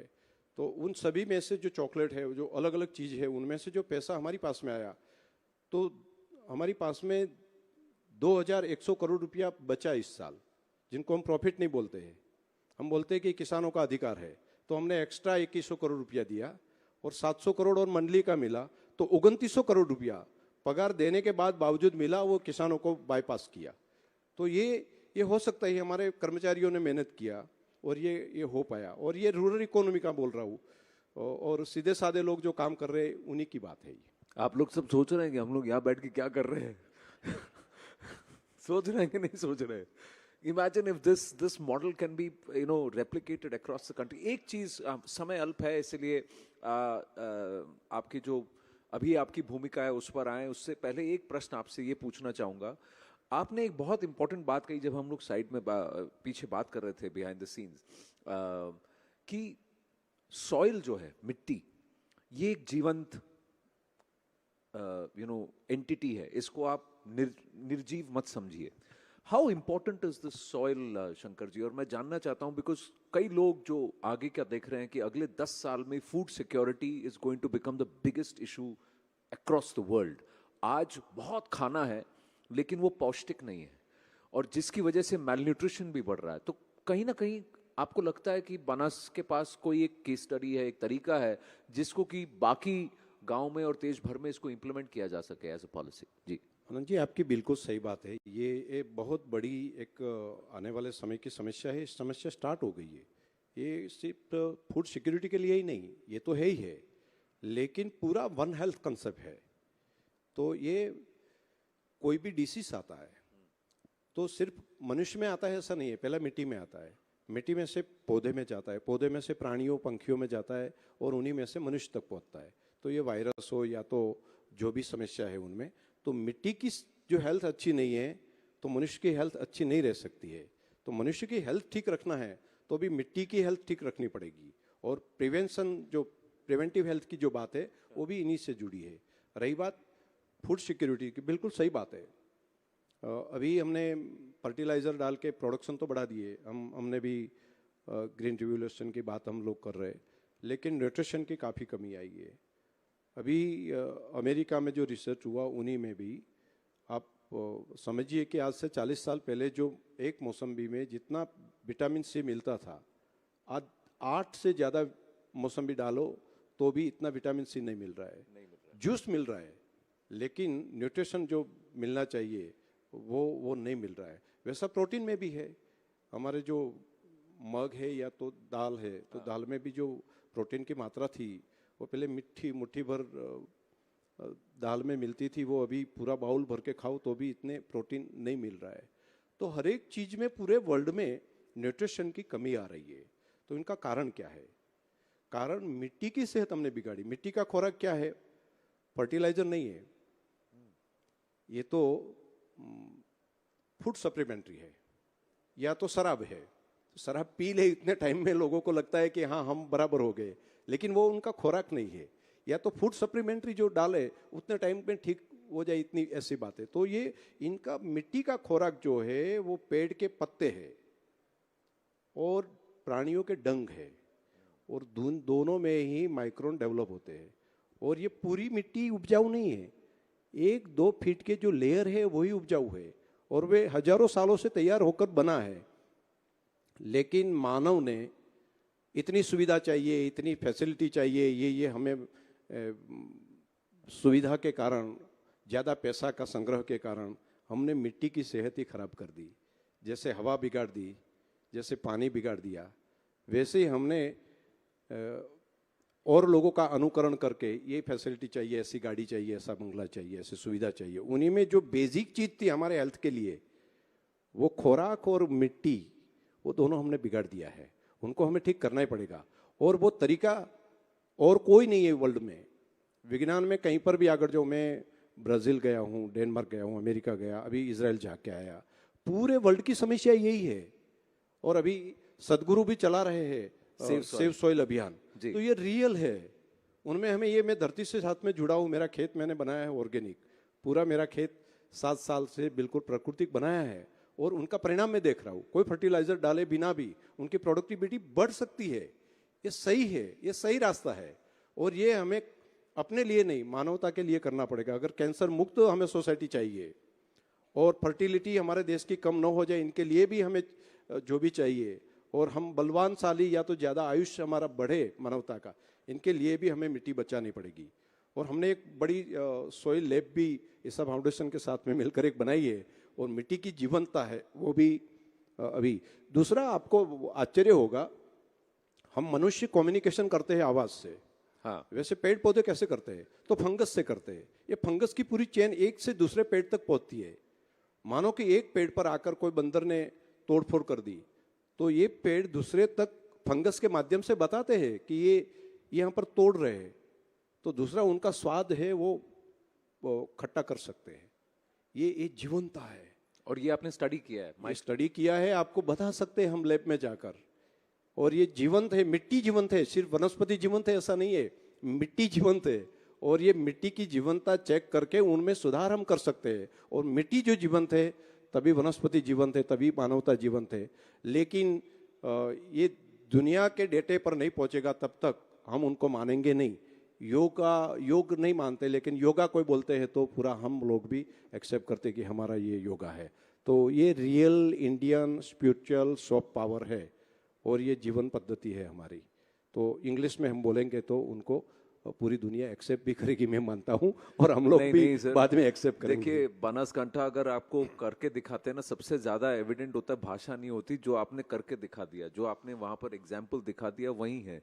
And if you say, I think a lot of people understand and will accept this fact कि अगर हमने बेसिक चीजें जो नेचर को स्टडी करके उसको हमने फॉलो किया, so then we will be able to implement this across the board. Or if there are people who will work on soil, if there are people who will create biogas, use gobar for making खाद, ये सब local level पर, cooperative level पर, this is opportunity for entrepreneurship and industry. And it's all related to agriculture, तो इस पे tax भी नहीं लगता। ये सबसे बड़ी बात है कि जो भी इनकम आपका है, there is no tax on agriculture or agriculture related products in our country. So that's another thing which people can consider. समय बहुत, लेकिन पुरुषार्थ भी ज्यादा करना पड़ता है किसान को। हाँ, और इनोवेशन अब डालना पड़ेगा। जी, इनोवेशन डालना पड़ेगा, पुरुषार्थ और जो कहते हैं मेहनत तो है, लेकिन वहां जाकर मेहनत करें जहां उसका फल भी कुछ है। जो पढ़े लिखे लोग जब तक नहीं जाएंगे, उनको व्हाइट कॉलर जॉब एग्रीकल्चर को मानेंगे नहीं, और जब तक वो समझेंगे नहीं तब तक उनकी समस्या का उकेल नहीं हो सकता है। गवर्नमेंट तो सहाय करती है, लेकिन परिवार में भी जो सबसे पढ़ा लिखा है उनको कोई नौकरी के लिए वो सोचते हैं कि वहाँ पर कोई नौकरी कर ले, और जैसे मेरा जैसा आदमी होता है उनको बोलते हैं कि तुझे खेती करना है। तो ये फैमिली में हो रहा है। इनके कारण इनोवेशन वाले लोग जो है उनको अंदर आकर काम करना पड़ेगा। देखिए, मैं तो यही मानता हूं कि भारत को बनास जाकर देखना चाहिए और बनास को भी पूरे भारत आना की आवश्यकता है। ये टाइम हो चुका है, this is the right time. समय अल्प है सर, फाइनल क्वेश्चन आपसे पूछूंगा। इतना सब बनासकांठा में कर रहे हैं, लोकल लीडर हैं, अभी आप स्पीकर हो गए हैं, अब आपको न्यूट्रल रहना पड़ता है, तो ये जम रहा है आपको कि आपको लग रहा है यार ये मैं कहाँ फंस गया? यहाँ पर आकर भी मैं न्यूट्रल ही हूँ और संवैधानिक जगह पर हूँ। तो ये मेरी ड्यूटी है, जो संविधान का ये हक और फर्ज, हमारा कर्तव्य भी है और रिस्पॉन्सिबिलिटी भी है, हमारा अधिकार भी है। तो एक जो संवैधानिक पद पर हूँ तब वो काम करता हूँ। हाँ, मैं पॉलिटिकली एक्टिविटी नहीं कर सकता हूँ, लेकिन लोक शिक्षण का काम ये मेरा यहाँ संवैधानिक पद पर रहकर भी मैं कर सकता हूँ। यही काम मैं कर रहा हूँ कि उनको अपनी इकोनॉमी कैसे होनी चाहिए, उनको जीवन पद्धति कैसी होनी चाहिए, और खुशी सिर्फ पैसों में या तो ज़्यादा पैसों में नहीं है। हाँ, मिनिमम हमें चाहिए इतना, लेकिन हमें खुशी अंदर से मिलती है। और सुख सिर्फ शरीर का सुख नहीं है, शरीर के साथ साथ मन का सुख होना चाहिए, चित्त का सुख होना चाहिए, बुद्धि का सुख होना चाहिए, और आत्मा का सुख जब मिलता है तभी मानवता सुखी हो सकती है। तो ये कलेक्टिव थिंकिंग है, और ये धरती पर जिए कैसे लोग, और ये सिर्फ ऐसे मकान में इतनी गाड़ी आ गई तो सुखी हो जाएंगे नहीं, दूसरे की बड़ी हो गई तो दुखी हो जाते। कारण क्या है? तो गाड़ी में सुख नहीं है, दूसरा क्यों ला रहा है, इनके कारण हमें दुख ही हो रहा है। तो ये मन का कारण है, और ये मन को हम ठीक कर सकते हैं। वैसा मकान में है, ऐसा और होद्दे में है। तो ये लोक शिक्षण का काम भी इकोनॉमी के साथ साथ में मैं वहाँ पर कर रहा हूँ, दोनों को बैलेंस कर सकते हैं। सियासत को थोड़ा साइड में करके स्पीकर की भूमिका में समाज के लिए और उत्थान का काम कर रहे हैं। और हमारा वेद की जो ऋचा है, खास करके जो संगस्वदम संवदध्वम संभो मनासि जानत देवा भागम यथा पूर्वे संजानाना उपस्थे, सब साथ मिलके चले, सभी के कदम एक हो, हमारे विचार एक हो, बस इसी पद्धति से जो काम करेंगे हम, तो मैं मानता हूं कि हर कोई सुखी होगा। चलिए, ऐसे तो आपकी सियासत भी पटरी पे चलेगी, इस भाव से आप चलेंगे तो कोई आवश्यकता ही नहीं होगी फिर उस पर कुछ बात करने की। Thank you very very much Shankar ji, thank you so much, big round of applause for him. I am going to request you to please stay back here on the stage. Thank you. Yes, thank you. Thank you, sir. I'm requesting you to stay back and also like to invite AP Singh Sahab, International President, Lions Club International.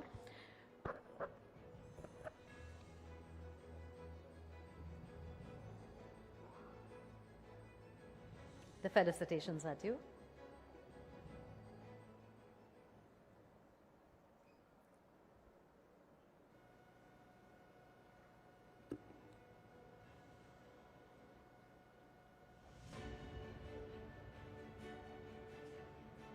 Can you give the audio on that आदरणीय mic? Speaker साहब, तो हिंदी में ही बात करें। Lions international हर वर्ष 1988 से लेकर आज तक एक प्रतियोगिता का आयोजन करता है।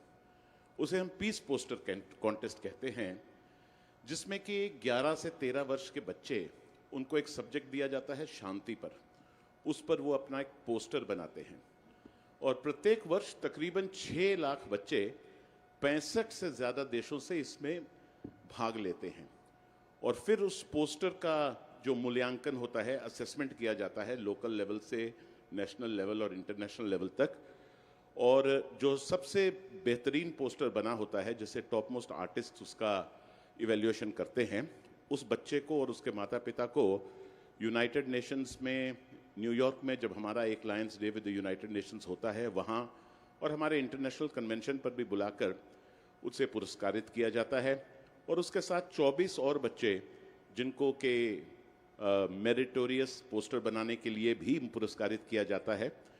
तो जो पिछले वर्ष जो विजेता थे वो एक बच्ची थी चाइना की, तो उसके इस पोस्टर का ये रेप्लिका है। इस वर्ष का जो पीस पोस्टर कॉन्टेस्ट है वो अभी चल रहा है और पिछले वर्ष के इस पीस पोस्टर कॉन्टेस्ट का जो टॉपिक था वो था पीस विदाउट लिमिट्स। इस वर्ष जो टॉपिक है वो है टुगेदर एज वन। तो ये पीस पोस्टर कॉन्टेस्ट का एक प्लाक है, ये उसका रेप्लिका है, ये हम आपको देना चाहेंगे आपके घर पे, आपके ऑफिस में, जहाँ भी आपको सही लगे।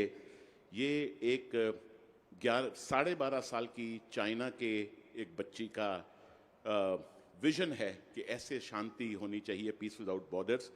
और इन वर्षों में भारतवर्ष का भी एक बच्चा, एक वर्ष उसे ग्रैंड प्राइज विनर मिला था और जैसे आप कह रहे हैं दूर दराज में भी सारा टैलेंट बसा है, वो बच्चा मणिपुर का था, मणिपुर का वो बच्चा था। और मणिपुर के उस बच्चे को सन 2011 में वो ग्रैंड प्राइज विनर उसको भी मिला था। और वैसे मेरिटोरियस अवार्ड्स तो हर वर्ष ही हमारे भारतवर्ष से और हमारे पास के साउथ एशिया के जो भी हमारे कंट्रीज़ हैं जो यहाँ आज रिप्रेजेंटेड हैं, उनके बच्चों को पुरस्कार मिलता रहता है। तो ये आपको देने पर बहुत खुशी है सर, बहुत बहुत शुक्रिया।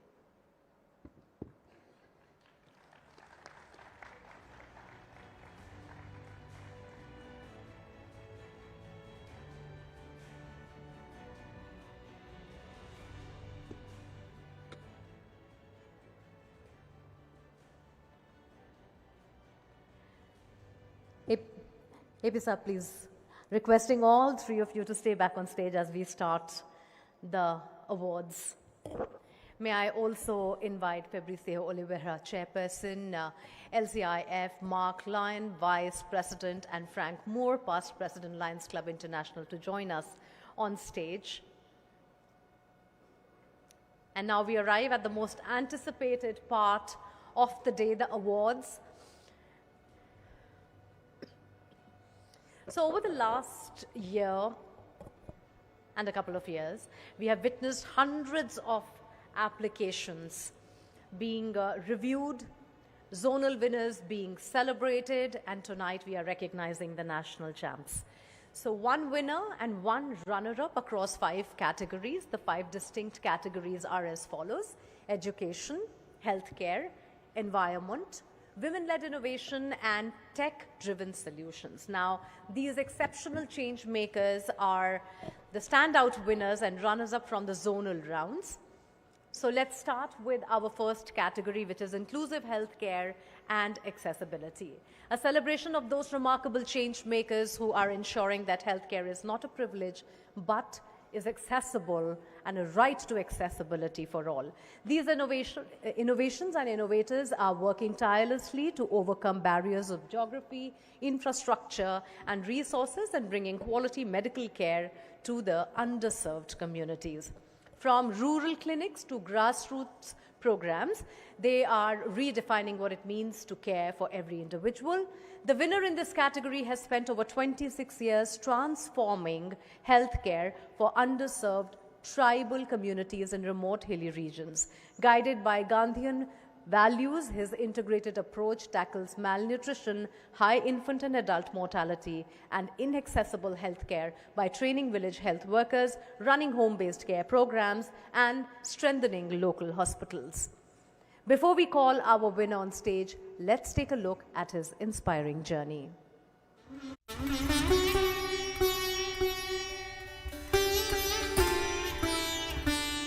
In 400+ remote forest villages, healthcare once meant distance, hilly paths, closed doors, and silent loss. Malnutrition and preventable deaths felt inevitable until the story began to change. Walking away from a promising medical career, Dr. Ashish R. Satav founded Mahan Trust, building a community-owned healthcare system. Village health workers were trained, hospitals strengthened, nutrition gardens created, and care carried door to door where roads failed. Lives were saved, children healed, and hope returned, proving that care rooted in the community can change the last mile forever. We were discussing here in Meghat, children are dying just disease like diarrhea, which is a very minor disease. And my wife Kavita, who is eye surgeon, who is working with me since last 27 years, she did not allow me to sleep for 2 nights. She said, Ashish, children are dying and it's not good to just sit in hospital and do our practice. Then we started that we should move to community. In the category Inclusive Healthcare and Accessibility, the winner is Dr. Ashish R. Satav. Ladies and gentlemen, put your hands together for Dr. Ashish Satav.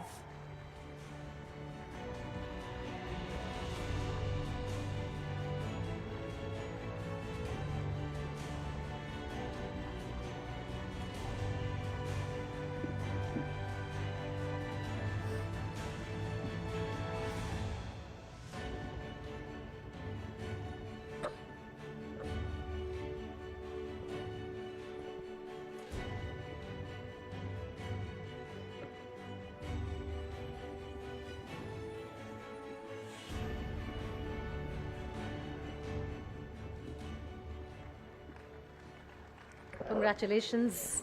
Thank you. All right, the runner-up in this category has dedicated over 4 decades to strengthening last-mile healthcare in some of India's most isolated regions, particularly the Sundarbans. And his work includes pioneering floating boat dispensaries that bring medical teams, maternal care, vaccinations, and diagnostics to remote island communities. And by integrating health, education, and livelihoods and disaster response, their model has served thousands annually and stands as a remarkable example of sustainable, community-centric rural healthcare innovation. And the runner-up in this category is M.A. Wahab. And unfortunately, he is not here with us, but many congratulations to him and a big round of applause for him. All right, with that, we move to our next category of innovation in education, learning and skill development that celebrates those who are transforming lives by making learning accessible, relevant and empowering for all. And the winner in this category has transformed personal hardship into a lifelong mission of service. Drawing from his own experience of addiction and despair, he channelized his struggles into creating a safe, empowering space for children, youth and women in vulnerable communities. And his initiative from Balwaris and smart classrooms to vocational training and rehabilitation centers supports thousands every day, providing that personal adversity, when combined, it proves that when this personal adversity combined with empathy and vision can fuel lasting transformative change and bring about joy. Let's take a closer look at his remarkable journey. Some transformations begin not with privilege but with pain. For Jean Derek De Silva, the journey began in Mumbai's slums and in his own battle with addiction. Choosing service over despair, he founded Jeevandhara, creating safe spaces where education, sport and life skills replaced chaos.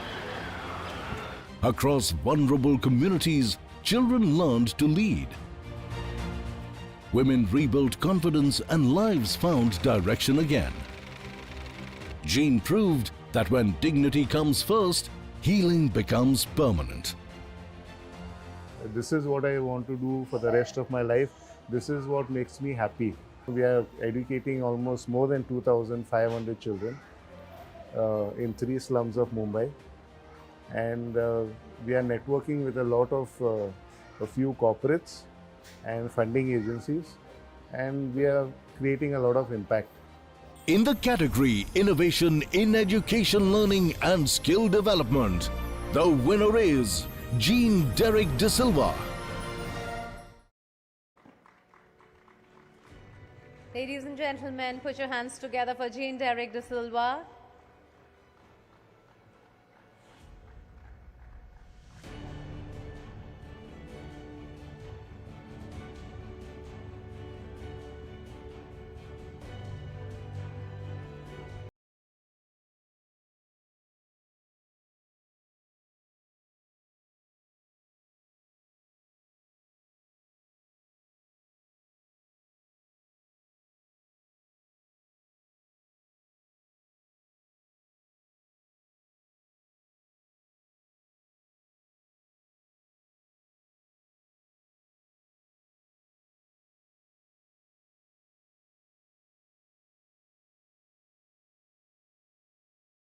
So it is an emotional moment. I know this is a big moment because this is hard work being recognized. And today, if there are tears of joy, we can see in his eyes, they're all worth it.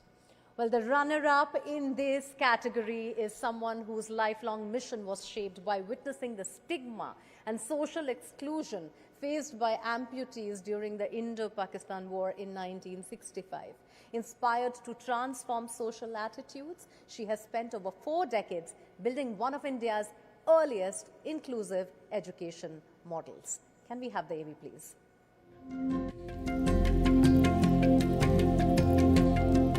In a country where disability once meant invisibility, Dr. Uma Tuli redefined inclusion. After witnessing the stigma faced by war amputees, she began a lifelong mission. From 30 children under a tree, she built one of India's earliest inclusive education models. Integrating education, therapy, sports and skills across Delhi and Gwalior. Her work shifted mindsets and policies alike. For Dr. Uma Tuli, inclusion was never charity. It was a right and a pathway to equality. My focus was to create inclusivity in education by having children with and without disability to study together in equal number from nursery onwards, so that we could have all-round developed personalities during their education at Amarjyoti. In the category Innovation in Education Learning and Skill Development, the runner-up is Uma Tuli. A big round of applause for Dr. Uma Tuli.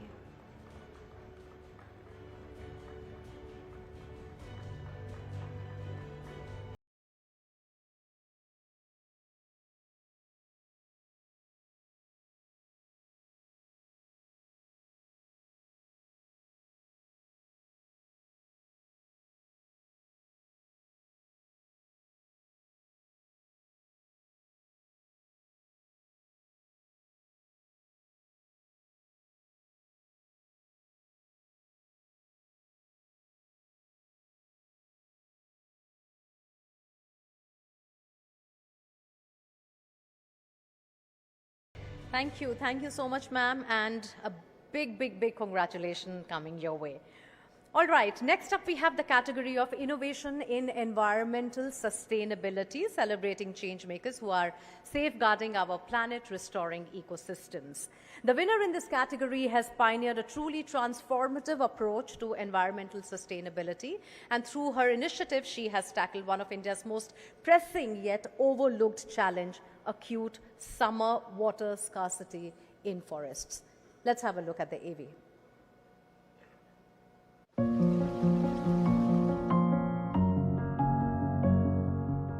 While the world spoke of sustainability, India's wildlife was dying of thirst silently.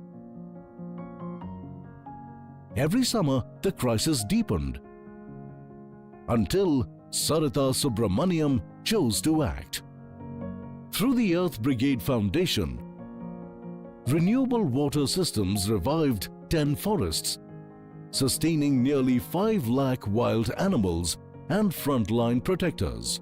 Diesel disappeared, emissions dropped, life returned. For Sarita, this was never a project. It was responsibility to protect India's forests, one water source at a time. So our NGO basically wanted to work directly inside the forest and worked in collaboration with the forest department. So our NGO provides drinking water for wildlife inside the forest so that the animals don't move out of the forest and cause conflict. And we hope to resolve human-wildlife conflict situations because the animals will get water in a reliable way and with sustainable solar-powered pump sets to ensure that the conflict does not happen. In the category Innovation in Environmental Sustainability, the winner is Sarita Subramaniam.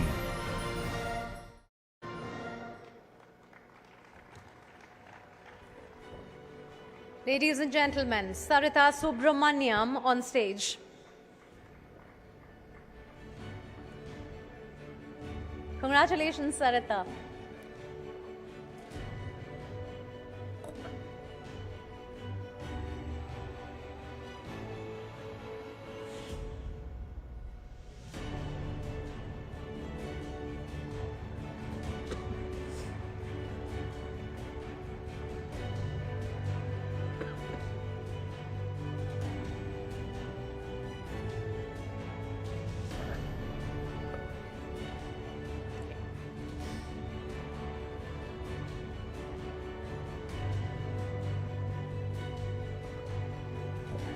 The runner-up in this category has combined science, engineering and community engagement to tackle water scarcity.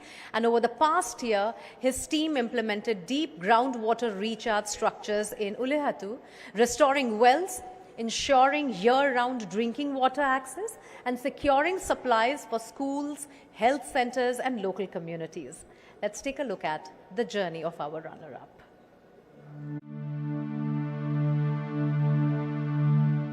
Where water once disappeared into dry land, Ratin Bhadra built a way for it to return.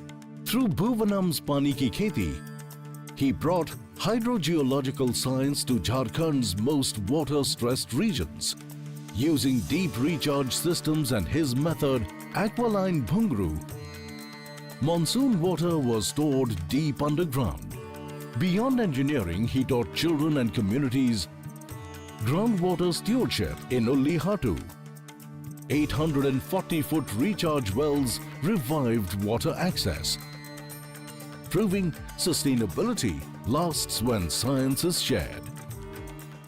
पानी को ना आप पैदा कर सकते हैं, ना पानी को आप बना सकते हैं, पानी को सिर्फ और सिर्फ बचा सकते हैं। यही एक मोमेंटम लोगों में अवेयरनेस के माध्यम से हम लोगों ने क्रिएट किया और जमीन पर काम करके उन्हें सिखाया कि इसको कैसे करना है, महिलाओं का पार्टिसिपेशन कैसे होना चाहिए, इनको अपना ओनरशिप इनको लगता है कि अब वो पानी जो है हम अपने लिए नहीं अपने परिवार के लिए बचा रहे हैं।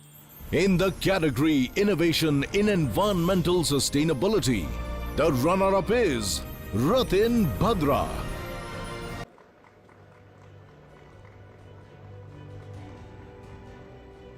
Let's welcome Ratin with a huge round of applause, ladies and gentlemen.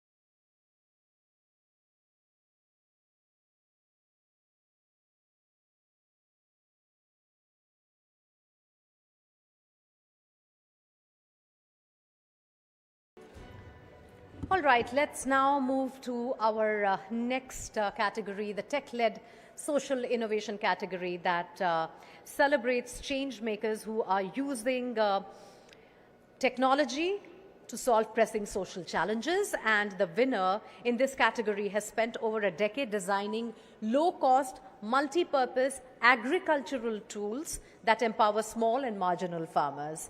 Can we have the AV, please?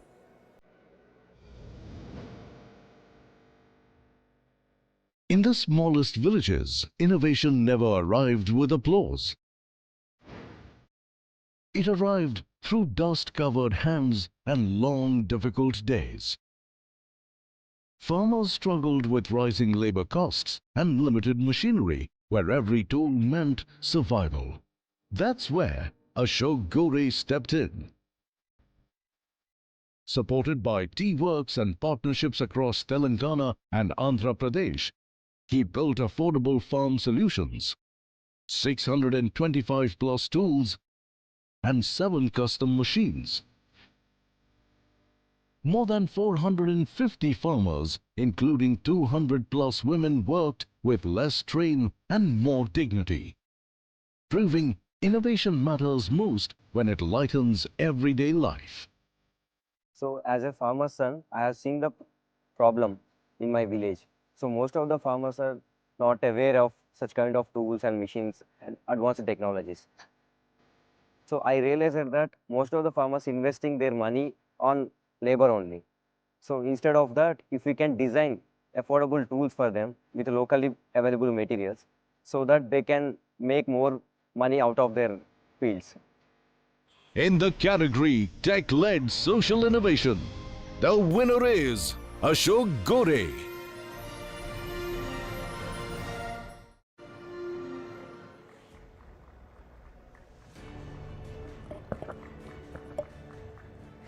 Many congratulations, Ashok.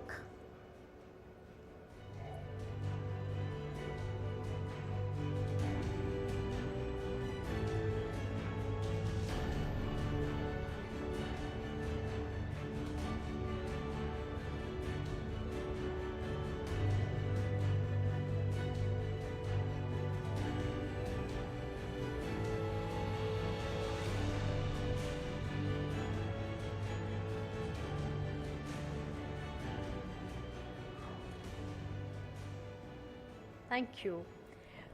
Well, the runner-up in this category has done something equally brilliant. He has created QR code-enabled smart pendants, and he ensures that missing children, elderly individuals with dementia, and other vulnerable members of society can be quickly and safely reunited with their families. Let's take a close look at his brilliant work.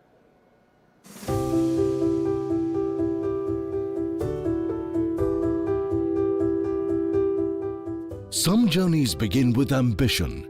His began with compassion, sparked by a child reading about a missing boy. That moment led Akshay Ridlan to create Project Chetna. Today, over 6,500 children, elderly and persons with dementia, carry QR-enabled pendants that help families reunite quickly and safely.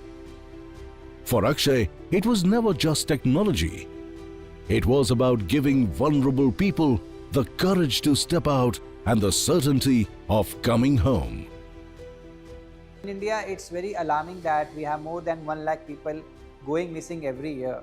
So I thought, why should I not use my skill set to make something that will going to help the society in a positive way? It is very good idea, and because of the usability of QR is very, very huge, why not to put it on a pendant?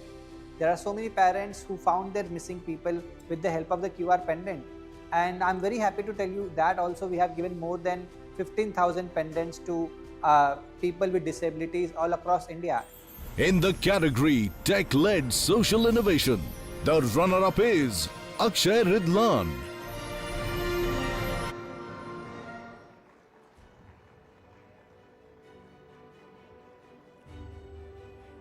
Big congratulations, Akshay.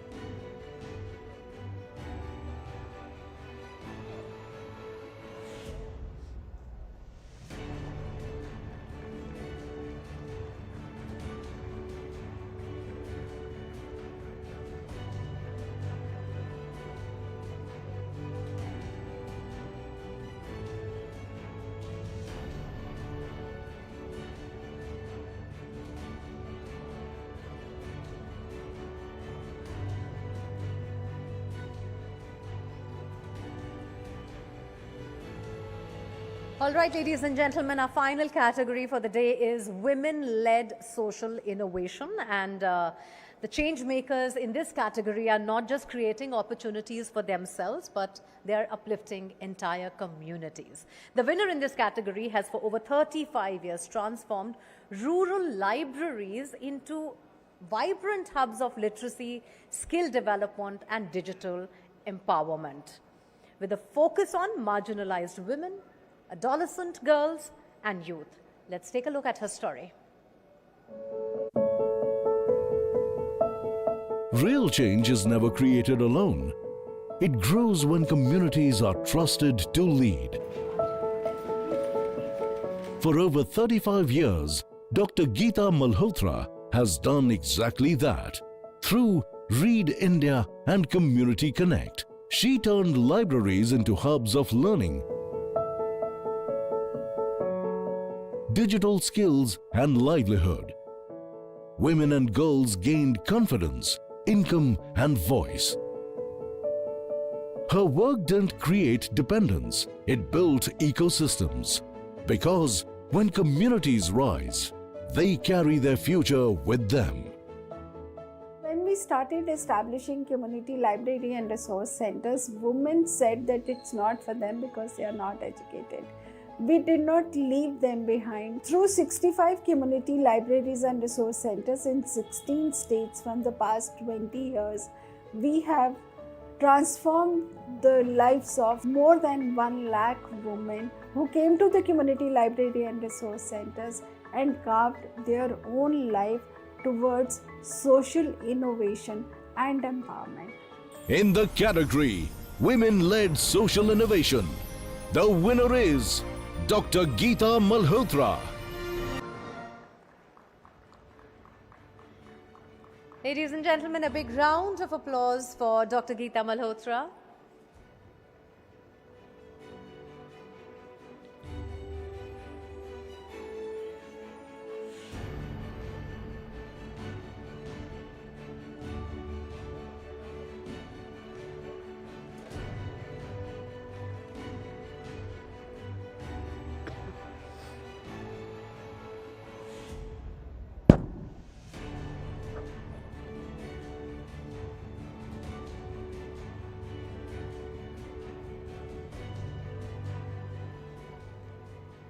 And now for the final award of the day, the runner-up in this category has for over 5 decades dedicated her life to focusing on HIV-positive orphaned children, young adults and women often rejected by families and institutions. And she has created a long-term care ecosystem providing shelter, education, healthcare, counseling and livelihood support to hundreds, nurturing them to lead a dignified, empowered life.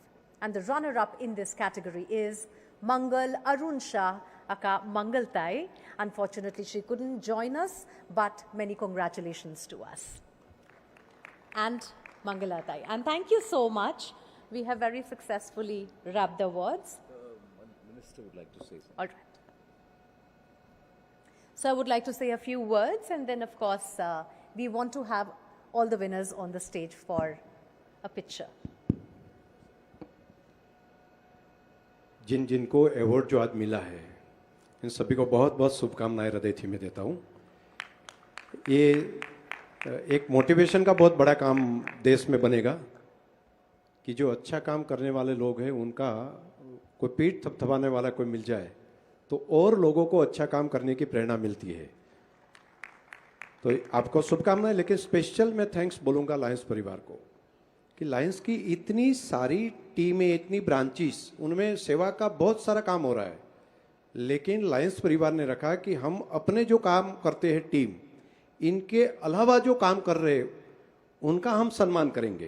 तो ये बहुत बड़ा मन है और ये बड़ी सोच है। आपको लायंस परिवार को बहुत हृदय से शुभकामनाओं और आपको अभिनंदन मैं पेश दूंगा कि पूरे देश में से कहाँ कहाँ से ढूंढ कर लाए कि इतना इनोवेशन के साथ इतना काम अच्छा किए। ये पसंदगी करने के लिए भी आप पूरे परिवार को, 18 परिवार को बहुत शुभकामनाएं देता हूँ। धन्यवाद। मैं सर गुजारिश करूंगी आप प्लीज स्टेज पर रहें, क्योंकि ये सब आप लोगों के साथ में तस्वीर खिंचाना चाहते हैं और हम चाहते हैं कि एक हमारी मेमोरी भी रहे। So requesting all the winners to please join our distinguished guests and presenters on the stage so we can have a group photograph quickly.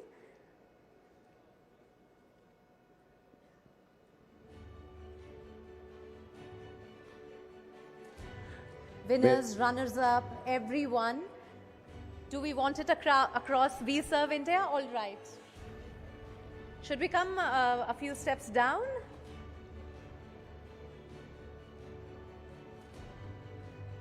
We'll ask the camera person. Do we get a better picture if we come to We Serve India hashtag?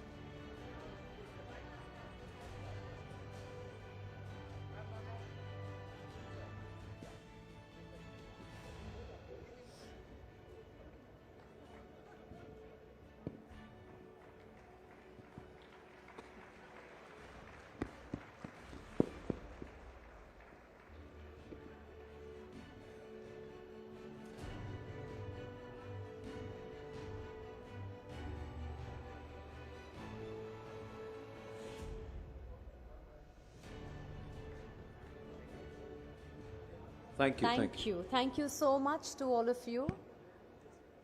And a big congratulations to all the winners. Thank you to our presenters also.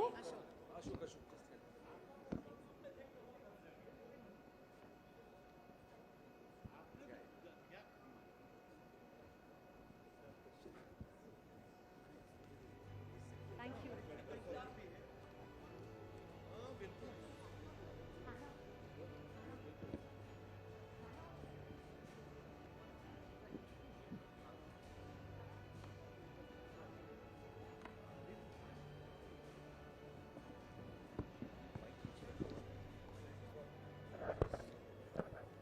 All right, we are drawing now a close to the Forbes India We Serve India National Finale Season 2 presented by Lions Club International.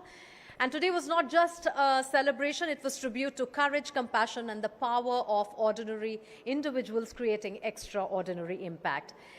On behalf of Forbes India and Lions Club International, I extend my heartfelt thanks to all our winners, presenters and speakers, each one of you who joined us this morning. Your presence, support and belief in service are what has made this journey possible for us. And these stories were about 260 powerful stories, 40 winners and runners-up across 4 zones and 10 national winners who rose to the very top. So a big round of applause for that. And now I hand over the ceremony's future to Amrita, who's taking over from here. Thank you so much. I want you all to give it up for Mugdha, ladies and gentlemen, and give it up for all the champions. I must say, 53rd ISAME Forum is getting larger and bigger each and every time we host from this amazing city. I want you all to get settled, get ready for the most enriching session ahead. Ladies and gentlemen, आप सब लोग पहले तो बैठ जाइए. I want everyone to, calm down, relax, and just stay in the present moment, because now the session is going to be elevating us. This session is going to be giving us a purpose. This session is going to connect us with the divinity. As our guests who are joining us from across the world may be aware about Indian roots, but let me share that India is known not just for its culture and rich history, but its spirituality across the world, where the ancient yoga is becoming yoga in the Western countries. We are here to represent this spirituality, divinity, through this enriching session.